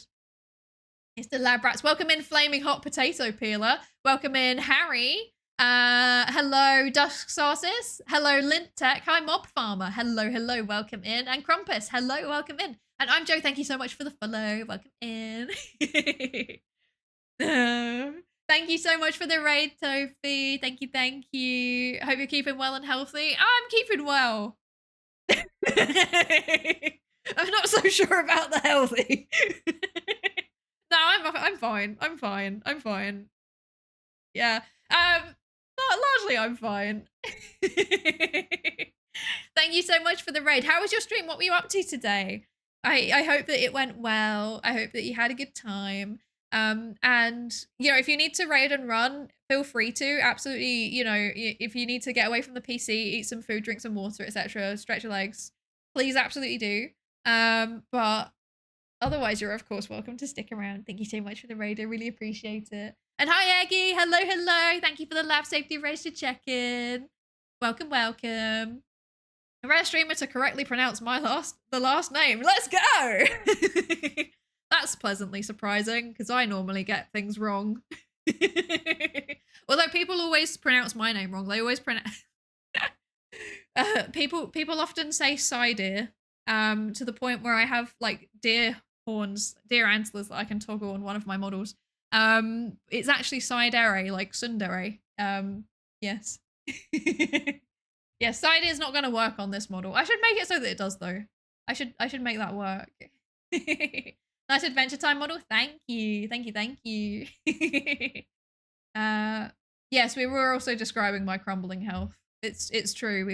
It's not crumbling. It's just like my brain might not be functioning in the way that it's meant to.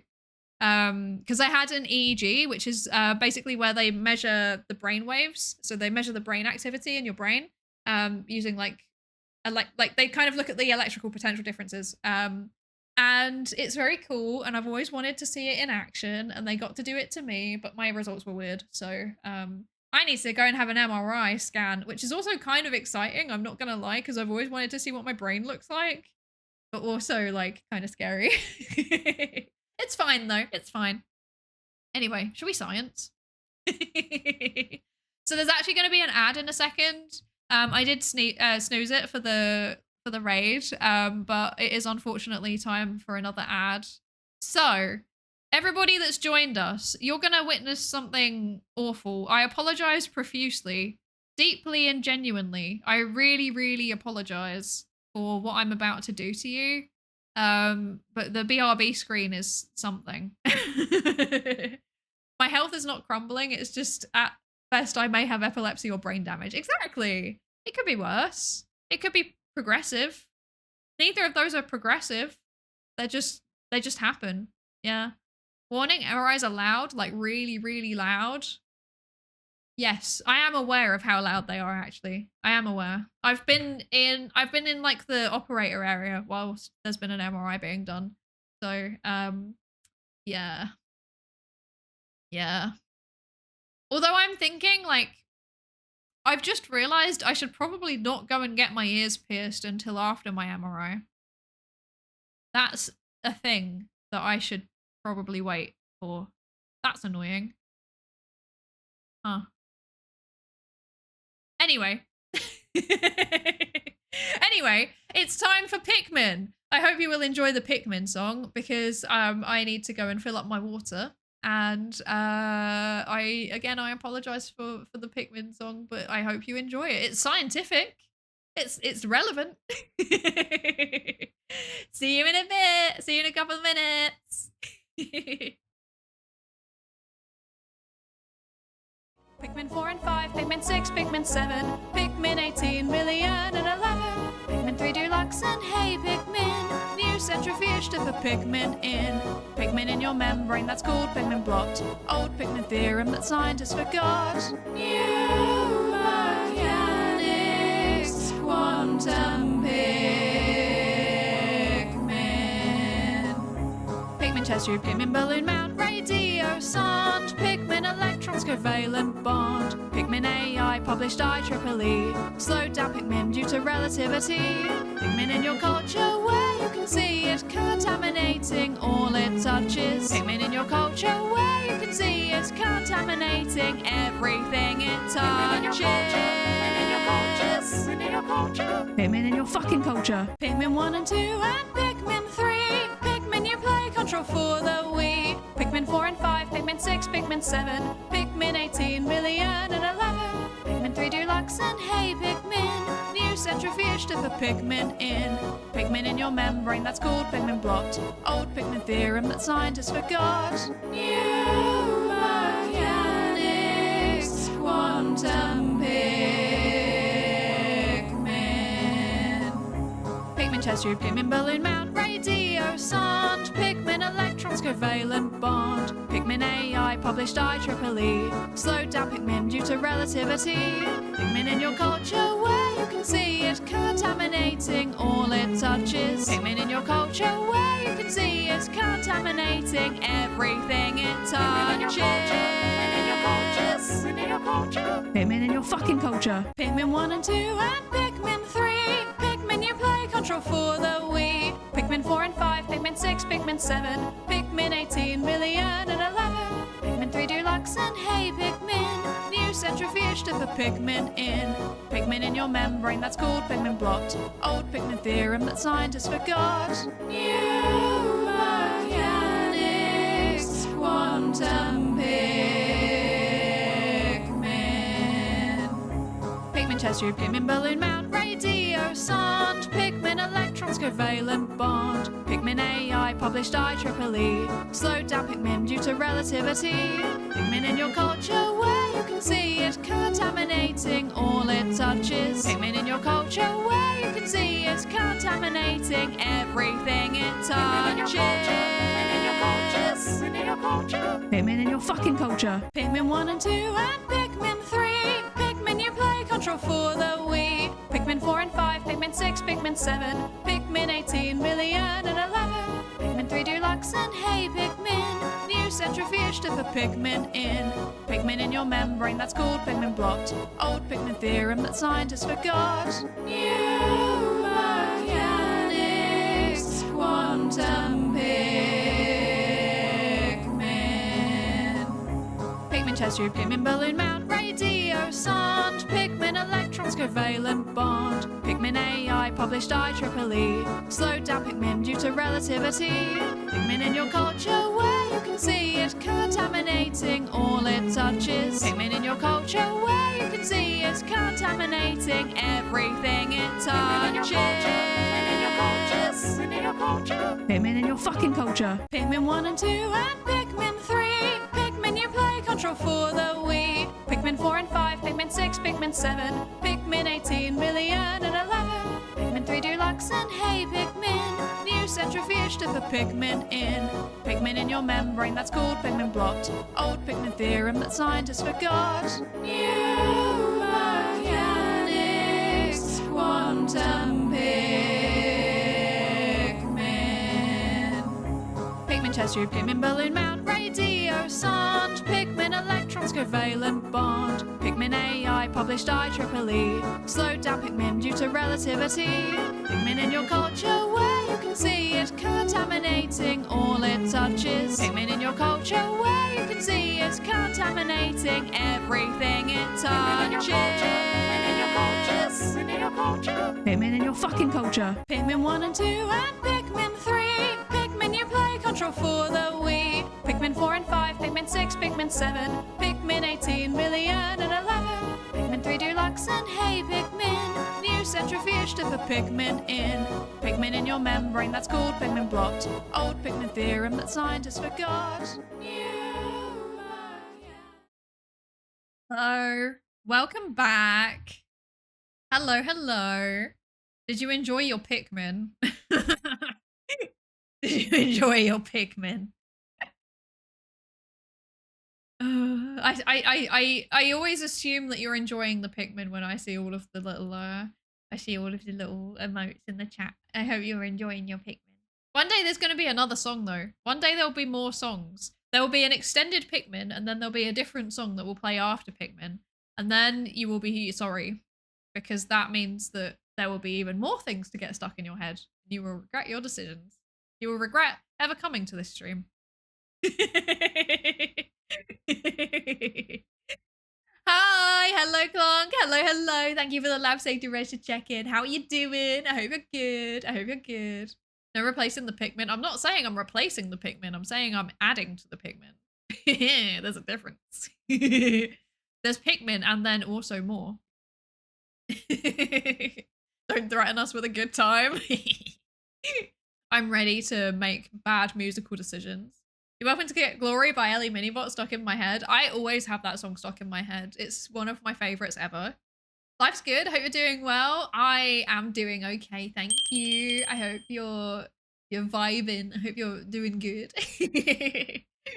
I'm glad life is good. Hi, PH2Car. Hello. Thank you for the follow. Welcome into the research participation pool. Welcome in.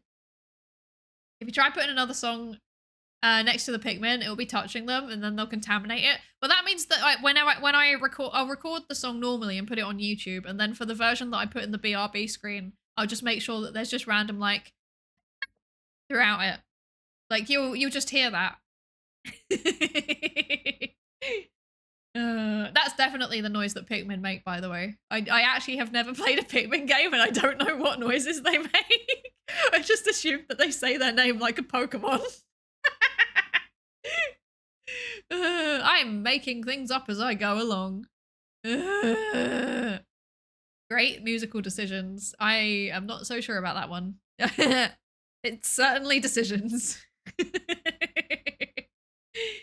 Oh dear. You really aren't Rin Penrose. I'm not. You're right. We're different people. We are, in fact, legally distinct entities. Yeah, it's true. It's true. You haven't played any Pikmin game? Then how did the song come to be? So basically, there's like a series of British VTubers that were doing the cover of the Pikmin song. And also on top of that, one of them is Rin Penrose. And so many people are like, oh, you sound like Rin Penrose. You sound like Rin Penrose. Haha, you sound like Rin Penrose. That I'm like, you know what? I'm just going to lean into it and I'm just going to cover it too. But that's why I changed the lyrics, was to make it scientific, because I thought that was funny. Basically, I also just thought it was funny. I thought the idea of people like searching Rin Penrose Pikmin song and then instead my one comes up was just an amusing concept to me. So, yeah. Basically, the motivation for everything I do is like, I think it's going to be funny. That's it. That's like the main motivation I have in life is this thing funny? Yes. Okay, I'm doing it then. Yeah. Yeah. Making things up as I go along is my teaching career so far. Also, my research career. Legally distinct, but are you morally distinct? Are you morally distinct? Oh no. It's me! Legally and morally distinct from Rin Penrose. We are in fact different people. Rin Penrose, never heard of him. I don't know who that is. Hi Vlogia, hello, welcome in. Thank you for the lab safety race to check in. Welcome, welcome. Okay, back to reading actually. Back to reading. Okay. So gatekeepers were asked to distribute the survey and then they did it and that was good. And then there was peace in the world because only the right people took the survey. They did not share the survey on social media because then people who are not relevant to the research would take part in the survey, which is not good. And also bots. Bots tend to infest your surveys when you post the link publicly saying this from personal experience. So yeah, also don't recommend that. Not great, 0 out of 10. Don't share your links publicly like that, folks. It's just an all-round bad idea. And then what next? Let's see. Where do we get to? Okay, yeah. So the recruitment strategy targeted contributors to health and biological research, but the survey was open to responses from public contributors working in other research fields too. Participants needed to be over 18, have experience as a public contributor, be fluent in English, and complete the online survey on their own or with assistance, although none reported needing assistance. Childa Stario, thank you so much for the follow. Welcome into the research participation pool. Welcome, welcome. We sure they were bots and not Pikmin in your survey data? They might be Pikmin in my survey data. It would not surprise me. Okay. The study had ethical approval from the University of Manchester. Participants gave informed consent at the start of the survey and had the option to leave their email address to be contacted about future research, to receive a summary of the findings, and or to be entered into a prize draw for 2 £25 shopping vouchers.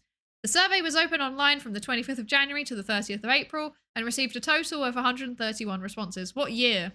You did not give us a year. I assume 2014 or 2015, given that the ethics approval date was 2020. Not 2014. I assume the data collection was 2024 or 2025, given that that is the date that is in the ethics application approval number. However, they have not said, so I don't know. Okay, so the survey was open online from the 25th of January to the 30th of April and received a total of 131 responses.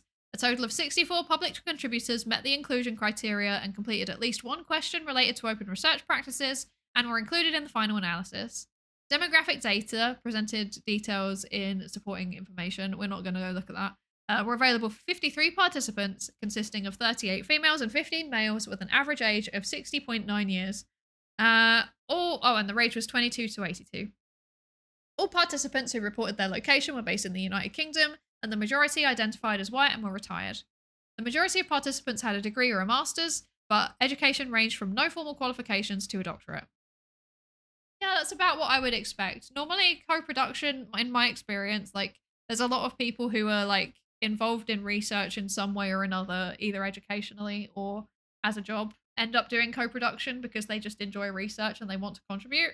Yeah, so that doesn't surprise me. So I'm gonna make a note of this.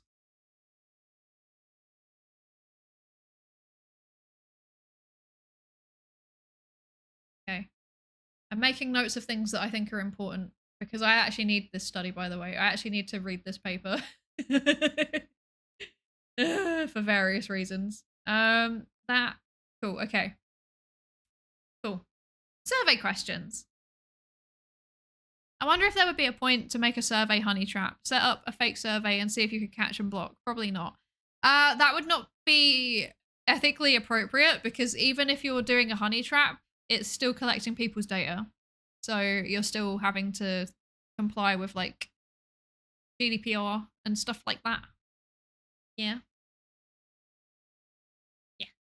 Okay, so data was collected via Qualtrics online questionnaires. The questions and vignettes were initially drafted by the researchers and amended with iterative feedback from our public contributors. Participants were first asked about their previous experience as a public contributor, which meant that those without public contributor experience would not unnecessarily complete the survey. If participants selected that they'd only been involved as a research participant, they were directed to the end of the survey. Potential participants could also email the researcher prior to the beginning of the survey to check their suitability. Participants could tick one or more of the following options. The number in brackets give the code assigned for the depth of experience as a public contributor.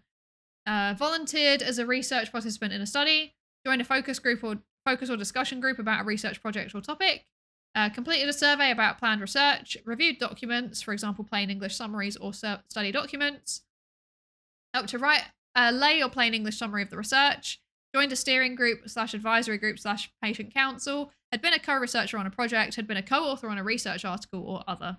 For other options added, these were assigned a numerical code for the depth of experience by 2 researchers prior to viewing additional data. Participants were then asked about the nature of their lived experience and to add details in open text.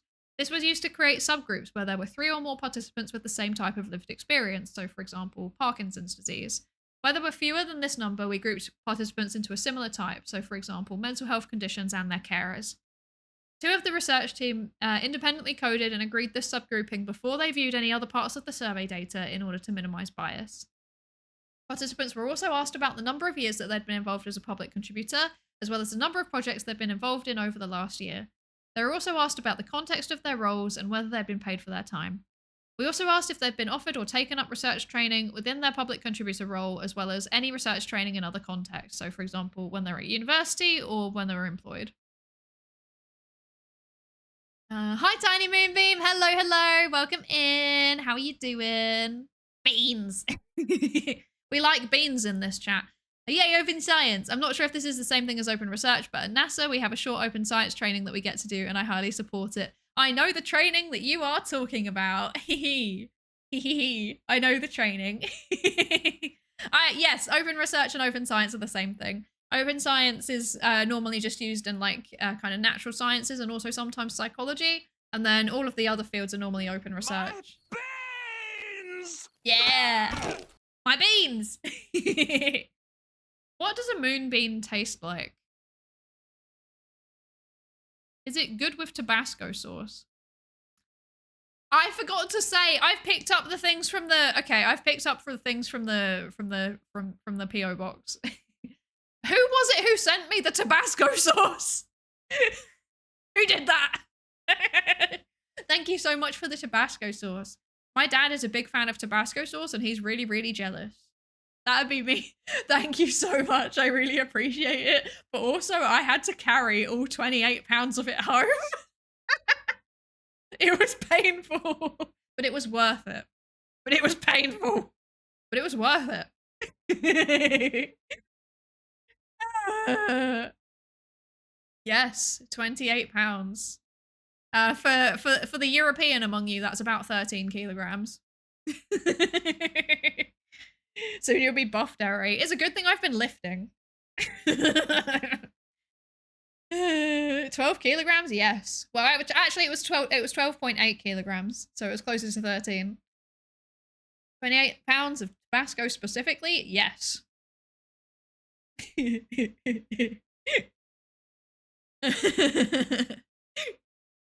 There was so much. There's like a comedic amount of Tabasco sauce. Like, I genuinely will never need to buy Tabasco sauce. Shipping did not go up much for shipping small thing versus big thing, so I sent big thing. Thank you. I really appreciate it. It's currently, so I had to like unpack it, obviously. I have it came in like a giant tub. Got like a giant metal Tabasco tub now, which I'm going to use to store my cleaning supplies, which I think is very good. And then I also have a large quantity of Tabasco now sat on the top of my cupboard alongside my remaining of my 24 cans of beans.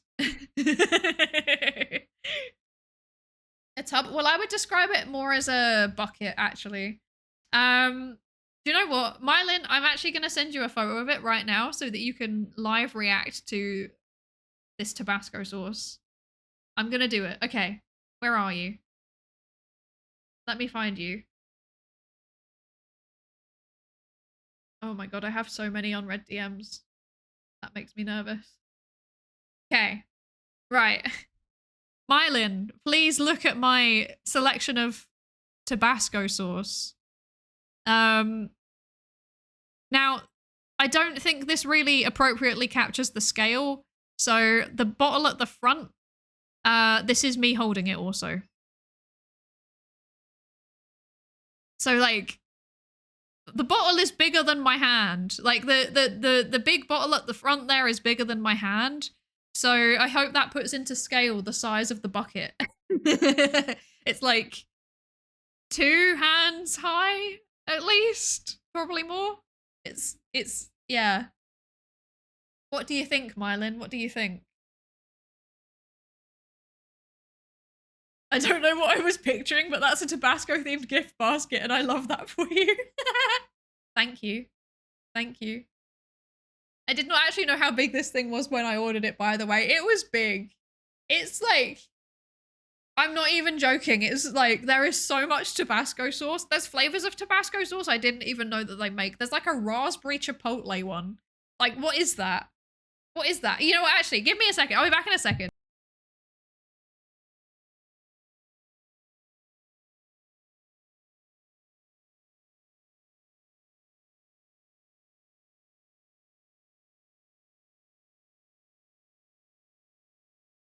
Okay, so I've just grabbed like a random one, right? Which is buffalo style hot sauce, okay? Does it say how much is on it? It doesn't. That was completely pointless. It doesn't say how much is in this Tabasco sauce. Oh yes it does. It's 5 fluid ounces, so 148 milliliters. It's like a decent size, but that's like one of the smaller ones. There's also bigger ones, and also there's like 12 of them or something. And then there's also like jam, like chili jam, and there's like minis that I can take on the plane, and there was a giant metal tub, like a bucket thing. There's so much Tabasco sauce. I think I will genuinely not run out of Tabasco sauce for like years. Like I genuinely think I am fine for years. Yeah. You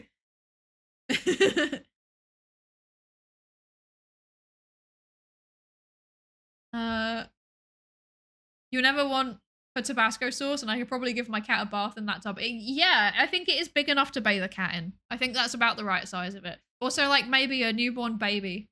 Like it's a pretty big bucket. Yeah. Yeah. Eat it raw. I mean, I do just eat the beans raw with Tabasco sauce on. That's like a regular thing that I do. So, but yeah, my dad's a really, really big fan. Psydere is a really big fan of Tabasco sauce. He puts it on literally everything. And I sent him a picture and he was like, I'm so jealous. But I can't give it to him. I can't give him any because he is in an inconvenient location. Yeah. Do not bathe cats in Tabasco sauce. Yes, please do not do that. That's not ideal. That's not ideal. Thank you so much, Flatulence Incarnate. Thank you. And thank you to everybody in general also that's like sent me things to my PO box. I really appreciate it. If you didn't know that I have a PO box, you can find the address for it in the Discord server.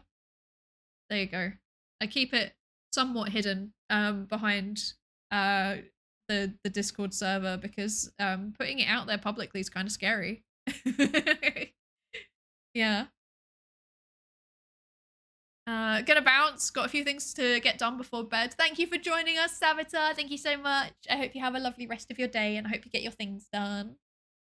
Instead of reading and watching you, I ended up reading and writing for my own practice paper. Oh, the woe. Oh! I mean, at least you're getting stuff done. That's good. That's good. That's productive. We must bathe the baby with the hot sauce. It is something that we do to Spartans. Greeks probably, if they knew of Tabasco. I could have put Tabasco sauce in my spanakopita earlier, but I did not. You have a PO box? I do indeed. I do indeed have a PO box. Yes, I do. But yeah, every time that I go in there, they're like, "You've got some parcels," and I'm like, "Okay, thank you." I go in there about once a month, maybe, and I go in and I'm like, "Have you checked the parcels?" And they're like, "Yes, you have some parcels," and I'm like, "Oh no." And then I have to take them home on public transport. Yeah, it's fine. It's fine. It's, yeah, good lifting practice, I suppose. Yeah. But yes, you're welcome to send things to the PO box. Obviously, please be sensible. The rules of the PO box are if you're sending food, please nothing like immediately perishable that needs to be chilled. Also, please nothing that's not vegan. Tabasco sauce is a great example of something that you can send because Tabasco sauce is vegan. Like all of the flavors are vegan. So yeah. There's another rule I think also. Obviously don't be weird. Don't send any like trackers. Don't send anything illegal. Put a return address on it. Yes. I think these are the rules. There's probably another one. Nothing which is banned by shipping companies which can cause customs problems or is otherwise dangerous. Please use your common sense. Yeah. This is the rules. Can I send pigment? Yes, you can. You can send pigment. A pipe bomb's legal? Absolutely not, especially not where I live. Please, no. One day I'll find a way to treat you to my regional cuisine. One day, eventually I will find a way to come and visit when I'm allowed. They're starting to add people to the Vexpo lineup. There's at least one person I recognize already. That's exciting. I recognize all of them, I think, actually. So, yeah, that's exciting. I don't think anybody suggested for me to be a guest. So don't expect me to turn. You had to like suggest people to be guests. And I don't imagine anybody suggested me as a guest, so I'm not going to be on that.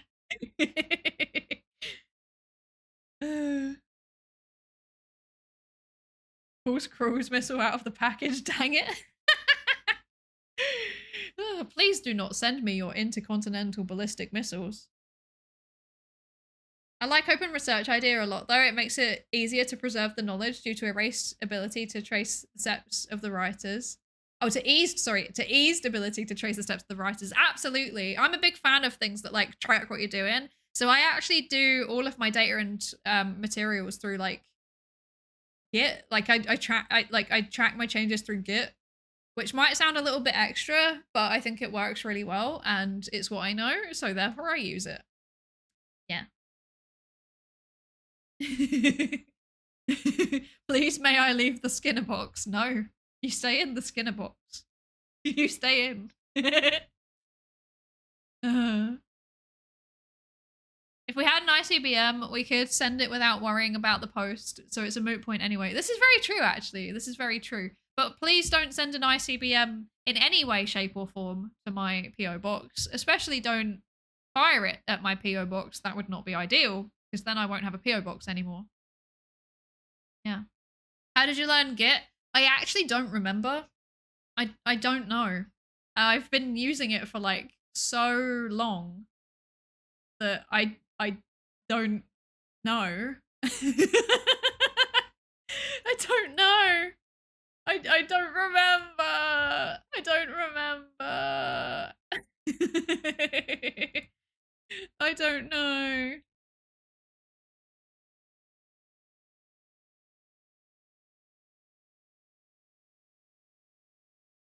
Justin, Psydere is opposed to privacy. Cancel Derry. No, don't cancel me. I'm in favor of privacy laws. No. No. No. No. It's perfect for delivering my International Friends Day presents. International Friends Day presents on an ICBM. Please, I haven't drunk water for hours. You can drink water in the Skinner box. I treat my research subjects ethically, thank you very much. I treat my research subjects ethically. Okay, shall we go back to the paper? Let's go back to the paper. Okay.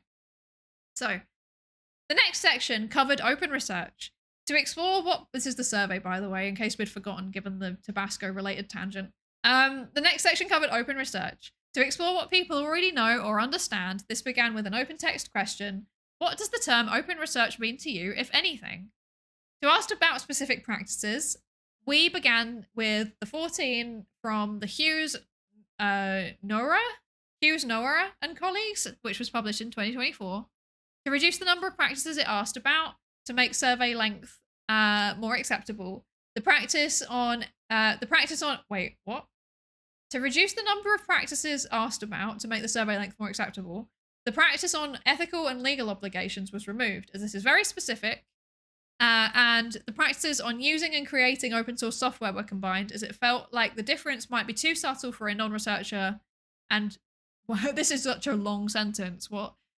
Also, the section on version control was combined with computational reproducibility for similar reasons. That should have been split up. That should have been 3 separate sentences. Okay.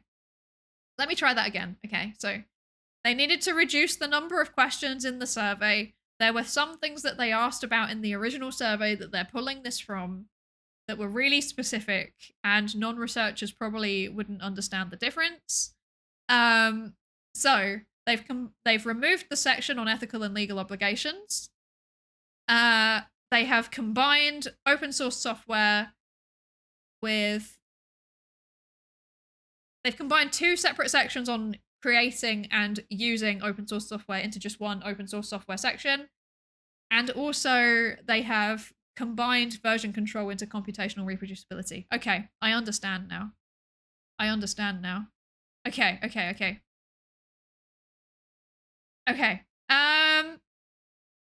So, for each of the remaining 11 research practices, a short plain English language summary and a short fictional vignette was created relating to human health-related research to illustrate how the practice might be used to benefit the research process. We elected to use fictional studies and researchers for 2 main reasons. Firstly, so the vignettes would not become immediately outdated, and secondly, to avoid participants becoming over-interested or concerned about a particular study if it related to them personally. For each practice, participants were presented with the description and vignette in written form, with the option to listen to an audio recording of it being read out by one of the authors. For each practice, participants were asked to rate their agreement with each of the following 4 statements on a 5-point scale. Firstly, I believe this practice is very important. Secondly, I'm familiar with this practice/concept. Thirdly, I would like to know more about this. And fourth, I understand what this practice is. They could also respond, I don't know, to the questions, suggestion from one of our public contributors. There was also an open text box for them to provide additional comments. The following was given to prompt possible... responses. For example, have you seen this in a project? Why do you think this is important? Do you think this is positive or negative? Was the example helpful? The instructions encouraged participants to give their views and beliefs and emphasized that there were no right or wrong answers. At the end of the section, there were some additional general questions about open research. They were asked to rate their agreement with 1, it's important for me to know about open research in my role. 2, I now know more about open research than I did before completing this questionnaire. And 3, I would like further training about open research. They were asked to tick what might prevent them accessing training. So time, motivation, funding, lack of confidence, not knowing how to access training, and other. And there were 2 open text questions. Firstly, do you have any other comments about open research? For example, was there something about open research that was not covered? And secondly, how do you feel about research into your area of lived experience? For example, is the right research being done? The questions about general demographics were included at the end at the suggestion of one of our public contributors. This included age, gender, whether UK-based, ethnicity, highest education level, employment status, profession, and whether they had assistance completing the survey. 3 attention-checked questions were also included in the survey. So, for example, select strongly agree for this question. Okay. This seems fairly straightforward, I think. Just very quickly, I'm gonna... Okay, let's have a look at an example of a open research practice and plain English definition, and then the fictional vignette. So, let's do computational reproducibility. Let's do that one, because I think quite a few of you already know what that means. So, computational reproducibility of data analysis and version control. So, the definition that was given for that was, when researchers use numerical data, they should make it possible for someone else to follow all of the same analysis steps and produce the same number of graphs. This includes rules for cleaning the data, such as taking out some bits of data, and the code or program for running statistical tests. Researchers must keep track of versions of the data and analysis, so it's possible to go back to earlier versions if needed. And then the vignette. I think that's a pretty good definition. That makes sense to me. Those of you with, like, you know, computer backgrounds, does that make sense to you as well? I think that's straightforward and relatively accurate. Obviously, there's that thing where it's like, you know, when you simplify something, you take out a lot of the nuance and then it becomes less accurate. But I think it's okay. I think it's okay. Okay. And then the vignette that they've provided for this one is Sally is carrying out research measuring heart rate in people with fibromyalgia. She sets up her analysis so someone else can start with the raw data and run it through the same procedures to produce the same numbers and graphs.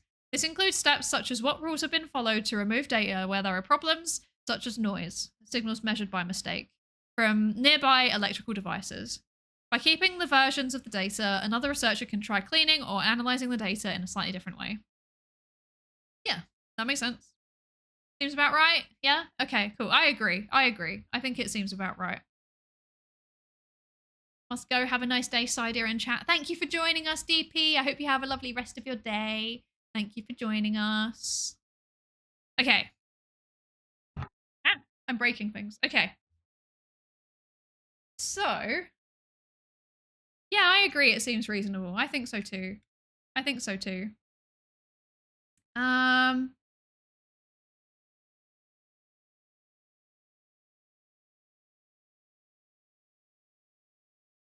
Sorry, I need to have a drink.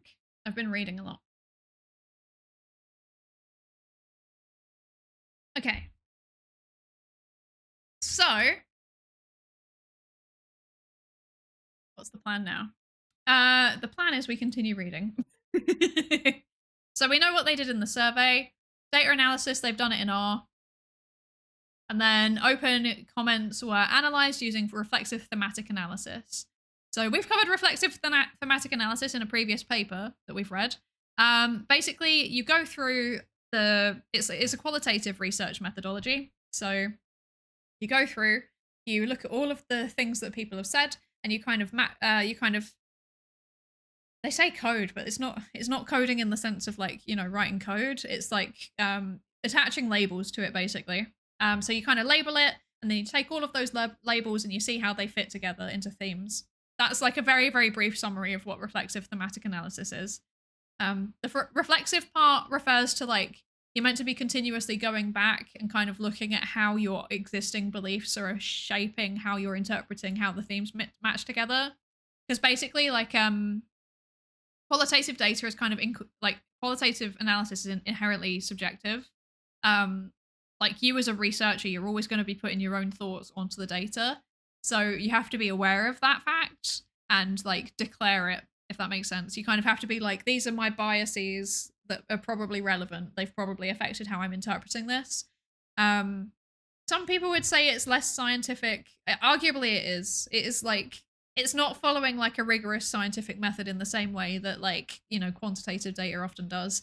But I think it's still really, really useful for getting important insights, especially in psychology, where, like, it's really, really difficult to measure the construct that you're trying to measure. Yeah.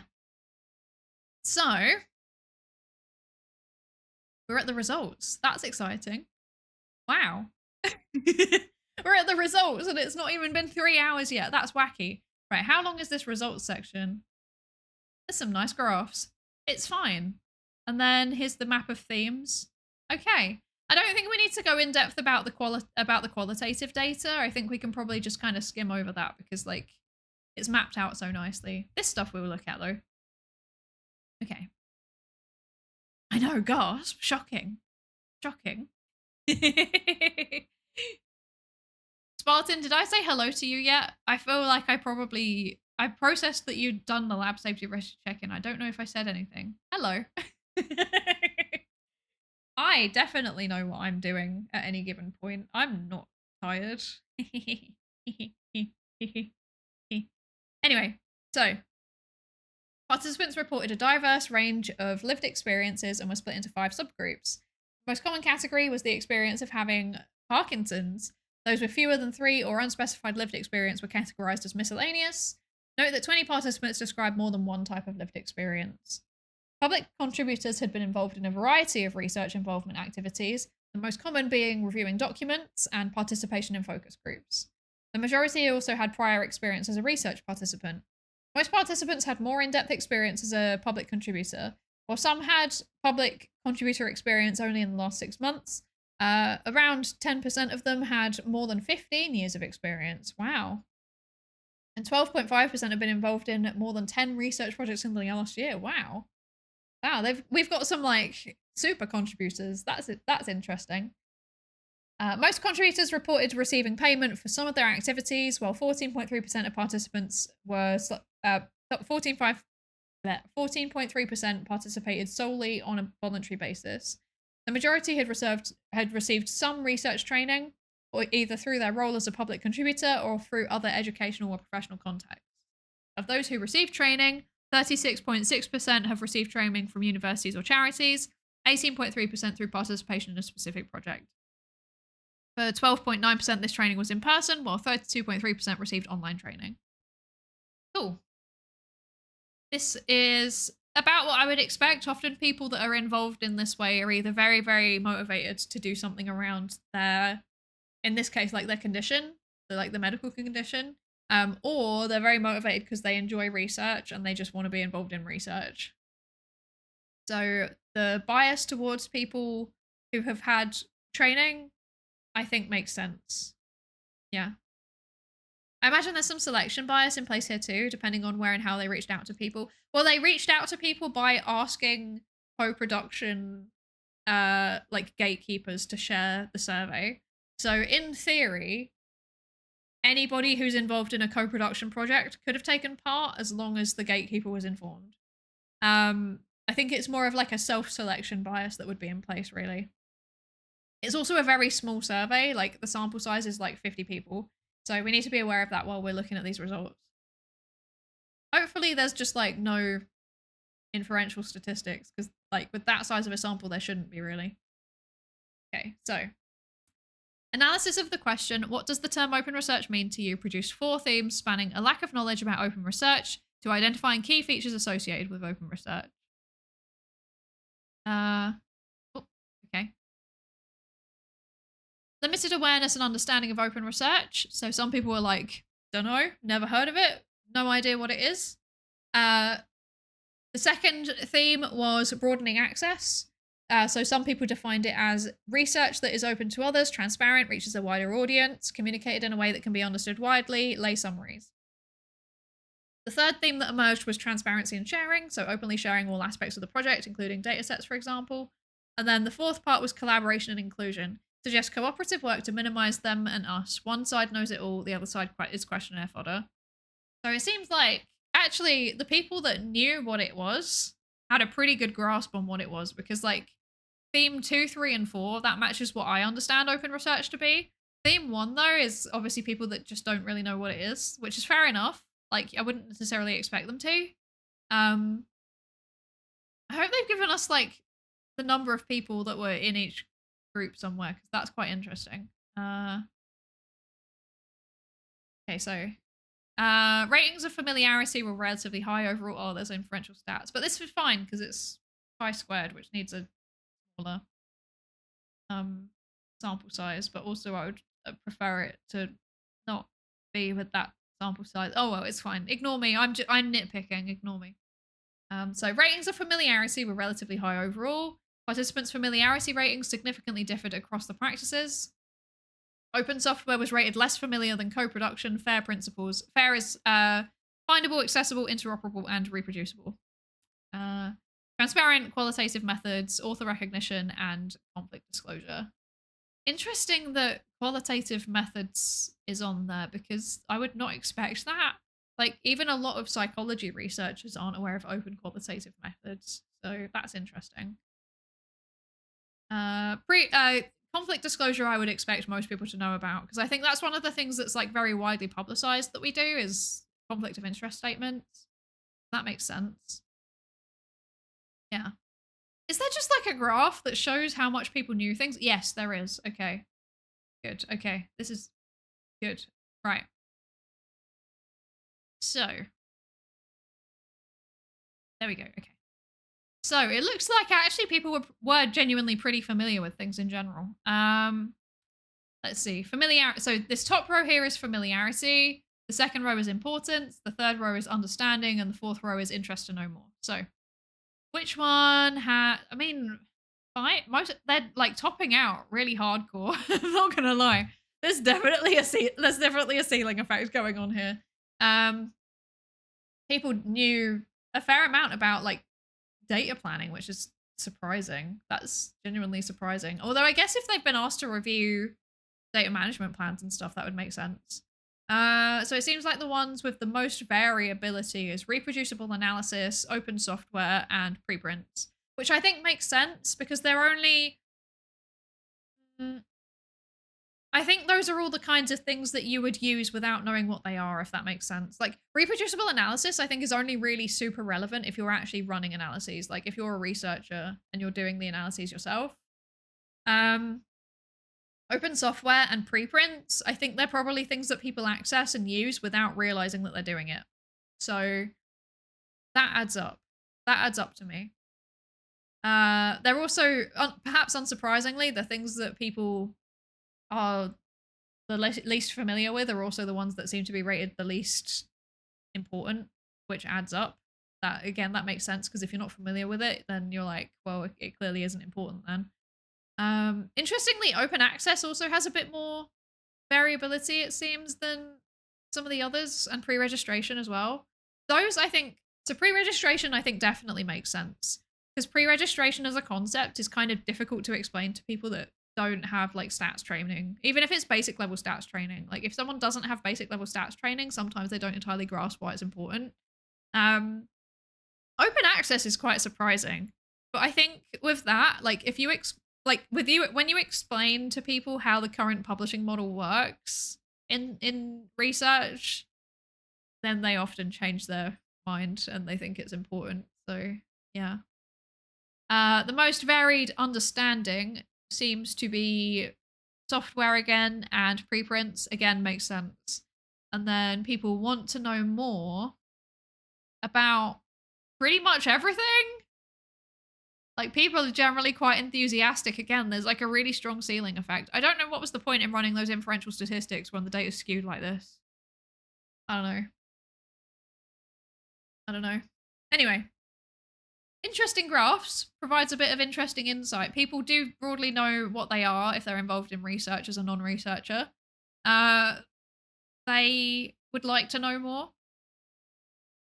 Yeah, adds up. This feels pretty straightforward. Does anyone have any questions about this? I feel like this is very straightforward.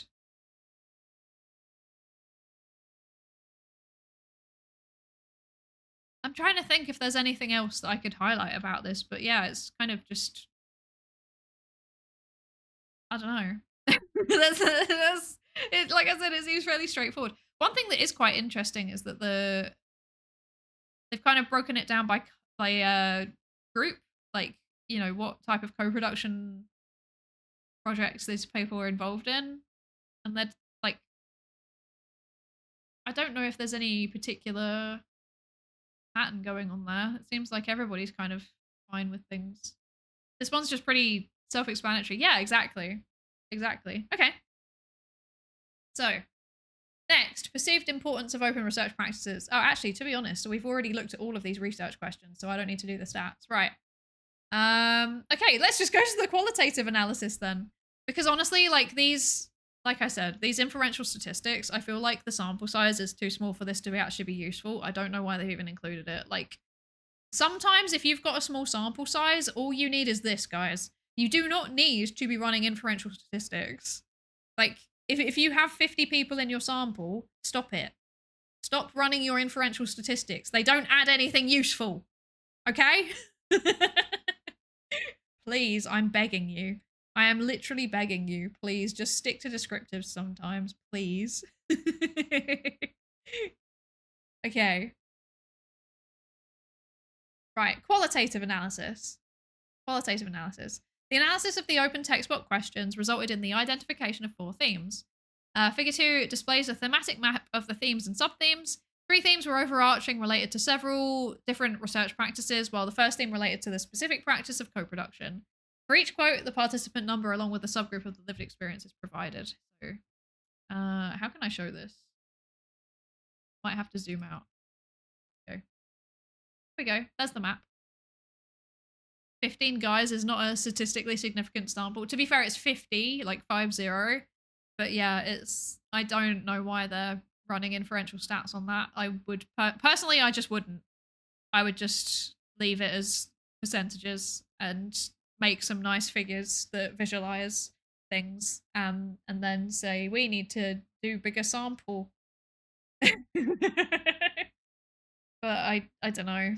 I guess if they've pre-registered it, then cool, I guess. I don't know. So this is the thematic map of qualitative data. So the themes that emerged. First of all, co-production provides important insights into open research. That's exciting. Are we basically treating the numbers as a pilot study? That's what I would do personally. It's like a mixed methods pilot study. I think it needs... I think that I'm glad that they did a qualitative section, because I think that's really, really helpful. I think that this is going to provide a bit more insight. However, yes, the numbers I would treat as a pilot because it's such a small sample size. Okay, so participants talked about co-production provides important insights into the research process, I assume. They also talked about the moral obligation of open research practices. They also talked about varying levels of understanding and awareness of open research practices. So in the 2 sub-themes for that are varying levels of familiarity and experience, and then gaps in understanding and confusion. And finally, participants talked about balancing benefits and risks of open research. Specifically, the sub-themes were practical benefits and constraints on open research, open data storage concerns, and pros and cons of preprints. Okay, cool. Let me zoom back in. There we go. Okay, so theme 1, co-production provides important insights. This theme captured how public contributors with lived experience view their role in research and how they feel this can be improved.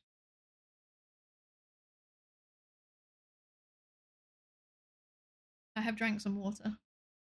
A general consensus across participants was that the importance of co-production within research. Participants described public contributors as the experts in their own condition who play a vital role in shaping research.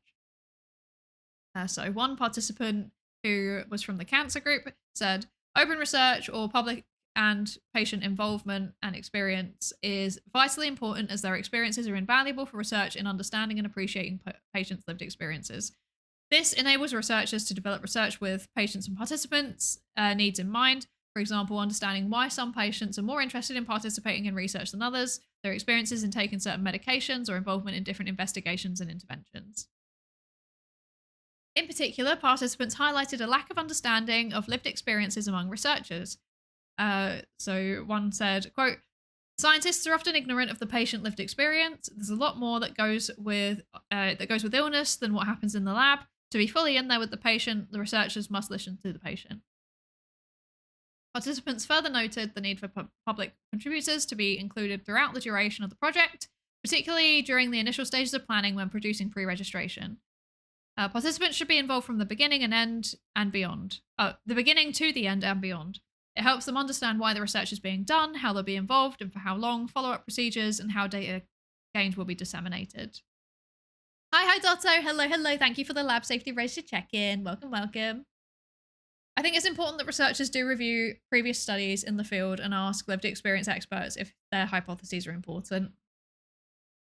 Okay. Theme 2, the moral obligation of open research practices. This theme captured the moral obligation participants associated with open research practices. Participants viewed most practices as essential and an ethical or legal requirement. Many questioned the value of research that does not follow these practices. No point in research if it isn't guided by those who have lived experience. It's also unethical if the research is done to them. More generally, participants discussed what constitutes good scientific practice and how this is associated with open research. Participants noted that transparency and the ability to replicate research is essential to provide continuity and accuracy. Increased transparency was additionally related to the reduction of bias within research. This is a crucial practice to declare conflicts of interest to avoid biased interpretations. Accessibility was further recognized as a key feature of good research, with participants stating that any research must be accessible to others. There's no point in research that can't be used. So it sounds like the co-production people very, very much understood, like, I guess the philosophy behind open research, which is that, like, anyone should be able to access things, anyone should be able to reproduce things, which is good. That means that there is a fundamental understanding there. But it does also sound like while some people are aware of it who are doing this, not everybody. So, yeah, that's interesting. Right. So, thirdly, it was varying levels of understanding and awareness of open research practices. This theme consisted of 2 sub-themes and represented the variability and experience of open research practices, where their understanding was limited. So, first of all, varying levels of familiarity and experience. There was considerable variation in how much knowledge participants had about open research practices. While some participants had described being aware of the practices, this differed in terms of whether they had only heard of the practice or had experienced the practice through their work as a public contributor. I have been aware of it, but not taken part directly. I regularly engage in this type of activity and co-produce autism research. Some participants, they noted that they were unfamiliar with multiple of the research practices. For example, one person said, not something I know much about, would presume that's how it should be. That's quite funny. That ties back to the previous one about it being a moral obligation, right? Like, I think when you explain to a lot of people, like a lot of the general public, if you say to them like, hey, what do you think of this? Do you think that research should be open and transparent? Should there be data sharing? Should scientists be sharing what they're doing? Overwhelmingly, they'll be like, yeah, obviously, which is interesting because that's not always the default. Indeed, there's nothing as frustrating as not having access to research for an intervention you're doing. Exactly, right? This is the thing. Like, I think that, I mean, I'm biased, but I think that openness is like just fundamentally a public good, especially if it's research that's been publicly funded. So, yeah. That's not a particularly spicy take, though. That's like the official position of the EU now, for example. So, yeah. Okay. Regardless of their level of familiarity, however, the majority of participants expressed that they found the examples were helpful in providing a clear description. That's cool. That's really useful. That means that the vignettes that they've written can actually help people understand what this means, which is interesting and useful for me. I'm making a note of this. No, researchers should be wizards hoarding tomes in their tower. I do like perusing my tomes. That's what I'm going to do after the stream, is I'm going to go away and peruse one of my tomes.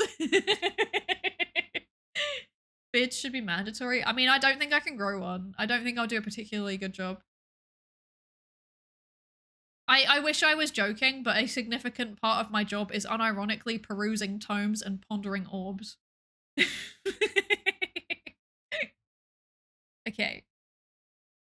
So, sub-theme 2, gaps in understanding and confusion.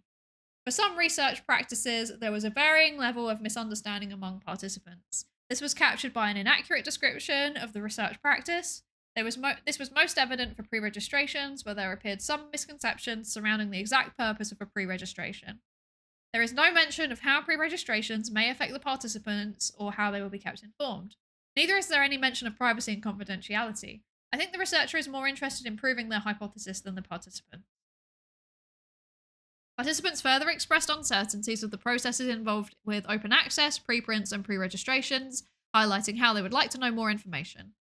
So, for example, one participant said, I sort of understand what needs to be done, but I don't fully understand the process. Another said, sound good and transparent, so I would like to know more. Participants were particularly interested in where they could find preprints, open access journal articles, and pre-registrations. So one said, I do not know where to go for reliable open access reports, nor what the protocol is for non-open reports. So there we go. There's definitely some education that needs to be done there. But that's exciting. Okay, I'm not gonna lie. I also found this I find this super interesting because this is giving me like a bit of an insight into what people know about and what people don't. So I've been kind of thinking about how I can make a series of like YouTube videos about open science or like open research practices. And this is telling me some useful things. Also like streams. I can talk about open research for days, genuinely days. It's kind of part of my job. I can talk about it for days. And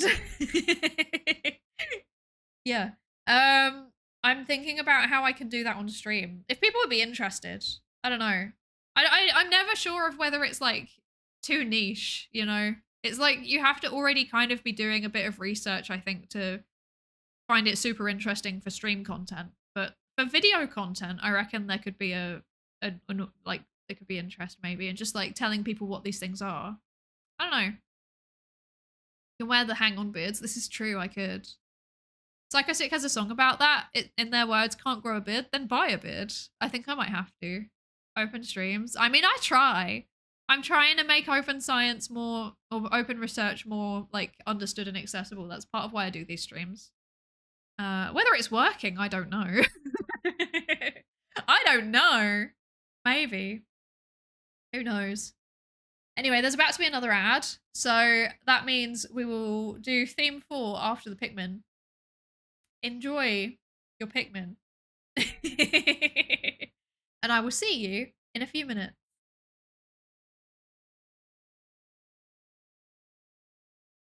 Pikmin 4 and 5, Pikmin 6, Pikmin 7, Pikmin 18 million and 11, Pikmin 3 Deluxe and hey Pikmin, new centrifuge to put Pikmin in. Pikmin in your membrane, that's called Pikmin blot. Old Pikmin theorem that scientists forgot. New mechanics, quantum Pikmin. Pikmin chest tube, Pikmin balloon mount, radio sound, Pikmin electrons covalent bond, Pikmin AI published IEEE, slowed down Pikmin due to relativity. Pikmin in your culture where you can see it contaminating all it touches. Pikmin in your culture where you can see it contaminating everything it touches. Pikmin in your culture. Pikmin in your fucking culture. Pikmin 1 and 2 and Pikmin 3. Pikmin you play control for the Wii. Pikmin 4 and 5, Pikmin 6, Pikmin 7, Pikmin 18 million and 11, Pikmin 3 Deluxe and hey Pikmin, new centrifuge to put Pikmin in. Pikmin in your membrane, that's called Pikmin blot. Old Pikmin theorem that scientists forgot. New mechanics, quantum Pikmin. Pikmin chest tube, Pikmin balloon mount, radio sound, Pikmin electrons covalent bond, Pikmin AI published IEEE, slowed down Pikmin due to relativity. Pikmin in your culture where you can see it contaminating all it touches. Pikmin in your culture where you can see it contaminating everything it touches. Pikmin in your culture. Pikmin in your fucking culture. Pikmin 1 and 2 and Pikmin 3. Pikmin you play control for the Wii. Pikmin 4 and 5, Pikmin 6, Pikmin 7, Pikmin 18 million and 11, Pikmin 3 Deluxe and hey Pikmin, new centrifuge to put Pikmin in. Pikmin in your membrane, that's called Pikmin blot. Old Pikmin theorem that scientists forgot. New mechanics, quantum Pikmin. Pikmin chest tube, Pikmin balloon mount, radio sound, electrons covalent bond. Pikmin AI published IEEE. Slowed down Pikmin due to relativity. Pikmin in your culture where you can see it contaminating all it touches. Pikmin in your culture where you can see it contaminating everything it touches. Pikmin in your culture. Pikmin in your fucking culture. Pikmin 1 and 2 and Pikmin 3. Pikmin you play control for the Wii. Pikmin 4 and 5, Pikmin 6, Pikmin 7, Pikmin 18 million and 11. Pikmin 3 Deluxe and Hey Pikmin. New centrifuge to put Pikmin in. Pikmin in your membrane that's called Pikmin blot. Old Pikmin theorem that scientists forgot. New mechanics, quantum Pikmin. Pikmin chest tube, Pikmin balloon mount, radio sound. Pikmin electrons covalent bond. Pikmin AI published IEEE. Slowed down Pikmin due to relativity. Pikmin in your culture where you can see it contaminating all it touches. Pikmin in your culture where you can see it contaminating everything it touches. Pikmin in your culture. Pikmin in your fucking culture. Hello. Welcome back. There's Pikmin in your everything. Yeah. Okay, so we're on to the fourth and final theme. How do you feel about that? We're gonna finish this paper in one go. That's exciting. I feel like this paper's been fairly straightforward, actually. Like, I don't know. I haven't... You guys haven't been asking a lot of questions, which makes me feel like it's actually quite straightforward. So, that's good. Yeah. Okay, so... Right. Theme 4. Balancing benefits and risks of open research. Right, okay. This theme captured the perceived advantages and possible disadvantages participants associated with open research practices. Subtheme 1. Practical benefits and constraints of open research. This subtheme captured the practical benefits of open research practices identified by the participants. Participants expressed the importance of sharing resources among researchers to save time in reinventing the wheel and prevent duplication of effort. Participants acknowledged, however, that time and financial constraints can make following open research practices difficult. So one person said, I've seen more examples of good intentions in the way of research projects are set up and run than being disappointed because of budgetary and time constraints, and then successful ones. In general, participants discussed the value of open research practices to check the accuracy of study findings, and the majority regarded all practices as positive. Someone said, it's positive, it means the research can be validated. It also means the work isn't lost and can be developed further. Subtheme 2, data storage concerns. This subtheme highlighted issues raised by participants surrounding the privacy and management of their data within open research practices. While these issues were predominantly raised with regards to data planning, they were also discussed in relation to reproducible analysis, fair principles, transparent qualitative methods, and open access. Participants emphasized the importance of understanding the process of how and where their data would be stored, and their approval for this through informed consent. So, for example, one person said, it's important for participants to be clear about data use and storage. Taking part in research should never leave participants open to data harm, but there needs to be trust and common sense involved. Many participants expressed that mistrust in how their data is stored would lead to reluctance or unwillingness to take part in research. So one person said, using and storing data safely is extremely important. I would not participate in research myself if I did not trust the practice and those running it.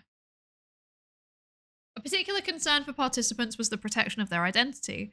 Quote, I feel like it would be imperative that participants are able to remain unidentifiable. In general, this subtheme suggests a need for clarity for participants of how open research practices can still operate under ethical guidelines for safe data storage. And then subtheme 3, pros and cons of preprints. This subtheme captured both the positive and negative associated with preprints. The main concern expressed by participants was that preprints could result in the public sharing of inadequately proven results, leading to the sharing of misinformation. That's me. I like tackling misinformation. This is my bit. This is the thing that I like doing. Okay. This resulted in participants questioning the scientific integrity of preprints. I strongly disagree. So one participant said, I strongly disagree with publishing preprints of science articles before they are accepted for publication, as it is often a way for people to disseminate inadequately proven results or even fringe science results. Participants further discussed how the sharing of inconclusive findings could lead to confusion for members of the public, and how caveats should be presented with preprints to highlight the limits of research. Quote, one, the preprint would have to be clear about the research limitations and any limitations to the research findings so as not to mislead. End quote. While participants believe that preprints may not be useful or appropriate for the general public, they acknowledged their relevance for other researchers and highlighted the importance of sharing information for the progression of research. Quote, we can all learn from others. Sometimes projects aren't successful straight away, but develop over time. The input of others could be invaluable, or another researcher could take over the reins, make a few tweaks, and discover something amazing. End quote. Yeah.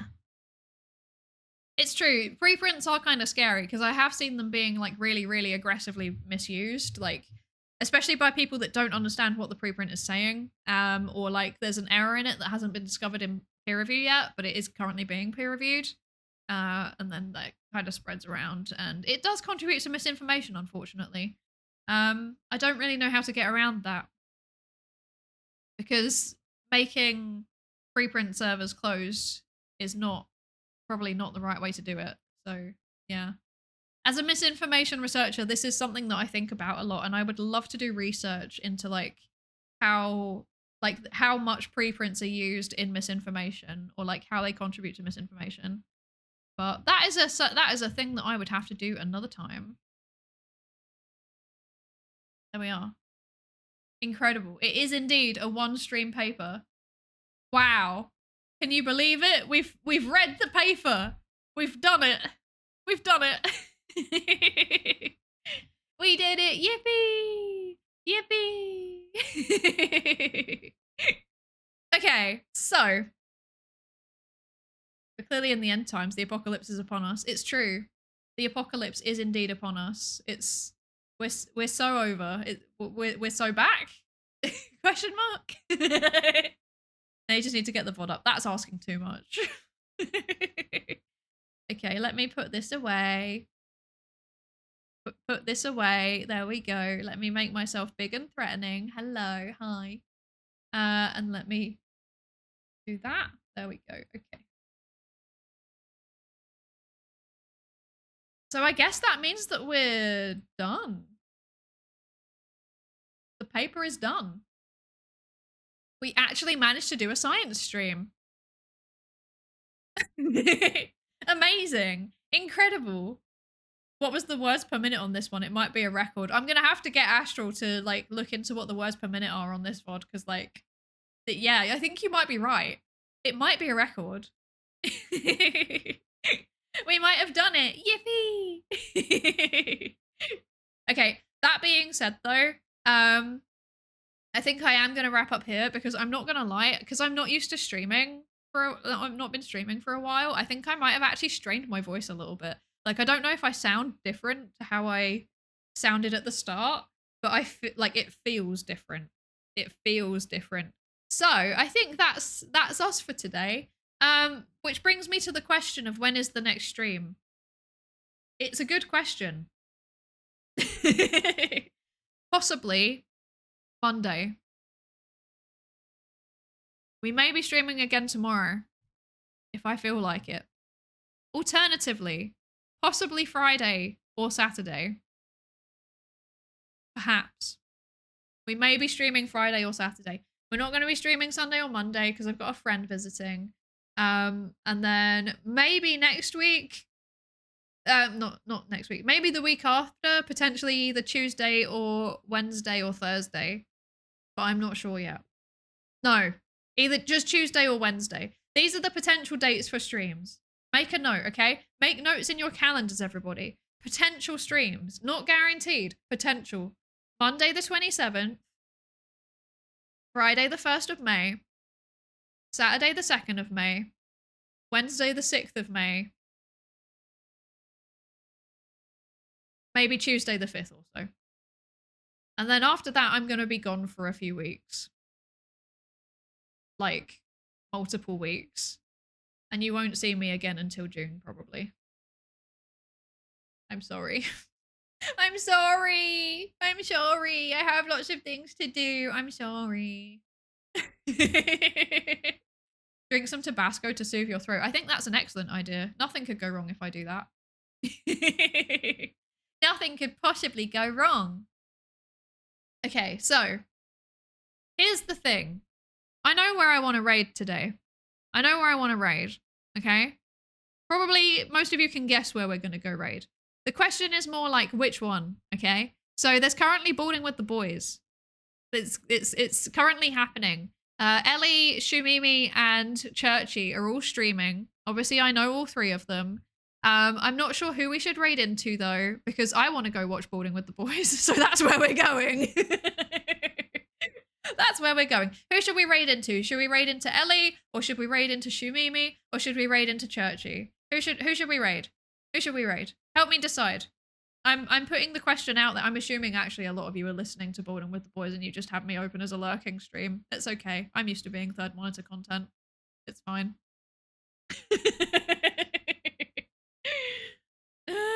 Yes. Elmirachi, yes, excellent. This is exactly what I should do. Is Krelly also streaming it too? You could raid her. I would prefer to raid one of the people I know. That's why I didn't say Minnie either, because I don't know Minnie. Yeah, I don't know Minnie. I'm like lurking in Shumimi's and listening to you. Actually, thank you. Thank you. I'm so honored. Ellie. Okay, we'll go raid into Ellie then. Okay. Right, so raid message 1. There you go. The top one is if you are a subscriber, and the bottom one is if you are not a subscriber. Yes. We're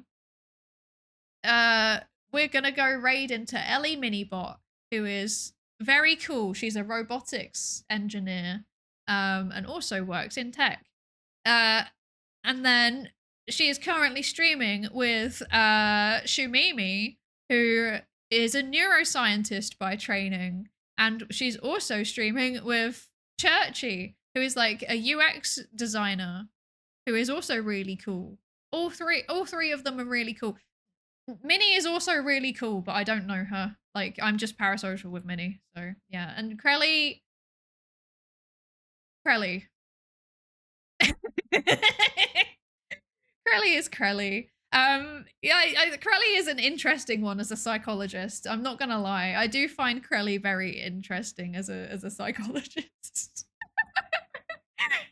But yes, that's the raid message. Top one is if you're a sub. Bottom one is if you are not a sub. Thank you so much for joining me and listening to me just churn through a research paper today. What the heck? Like I said, not 100% sure when the next stream's going to be. Might be tomorrow. Might be later next week. We'll see how it goes. If you have any preferences for what we do, let me know in the Discord server, which you can join here. You should join it because I'm currently don't have a schedule for my streams. So yeah, that's how you get pings to know that I'm going live. That's all I've got. That's everything, I think. Yes, thank you so much for joining me. I really appreciate it. Thank you also for the continuing the subs and stuff. I just want to say, like, if you want to cancel your subs at some point, like for while I'm not really streaming very much over the next couple of months, I won't be mad about it. In fact, I actively encourage it. Please don't waste your money. Thank you so much, everybody that has continued your subs, and I will see you soon, TM. Bye!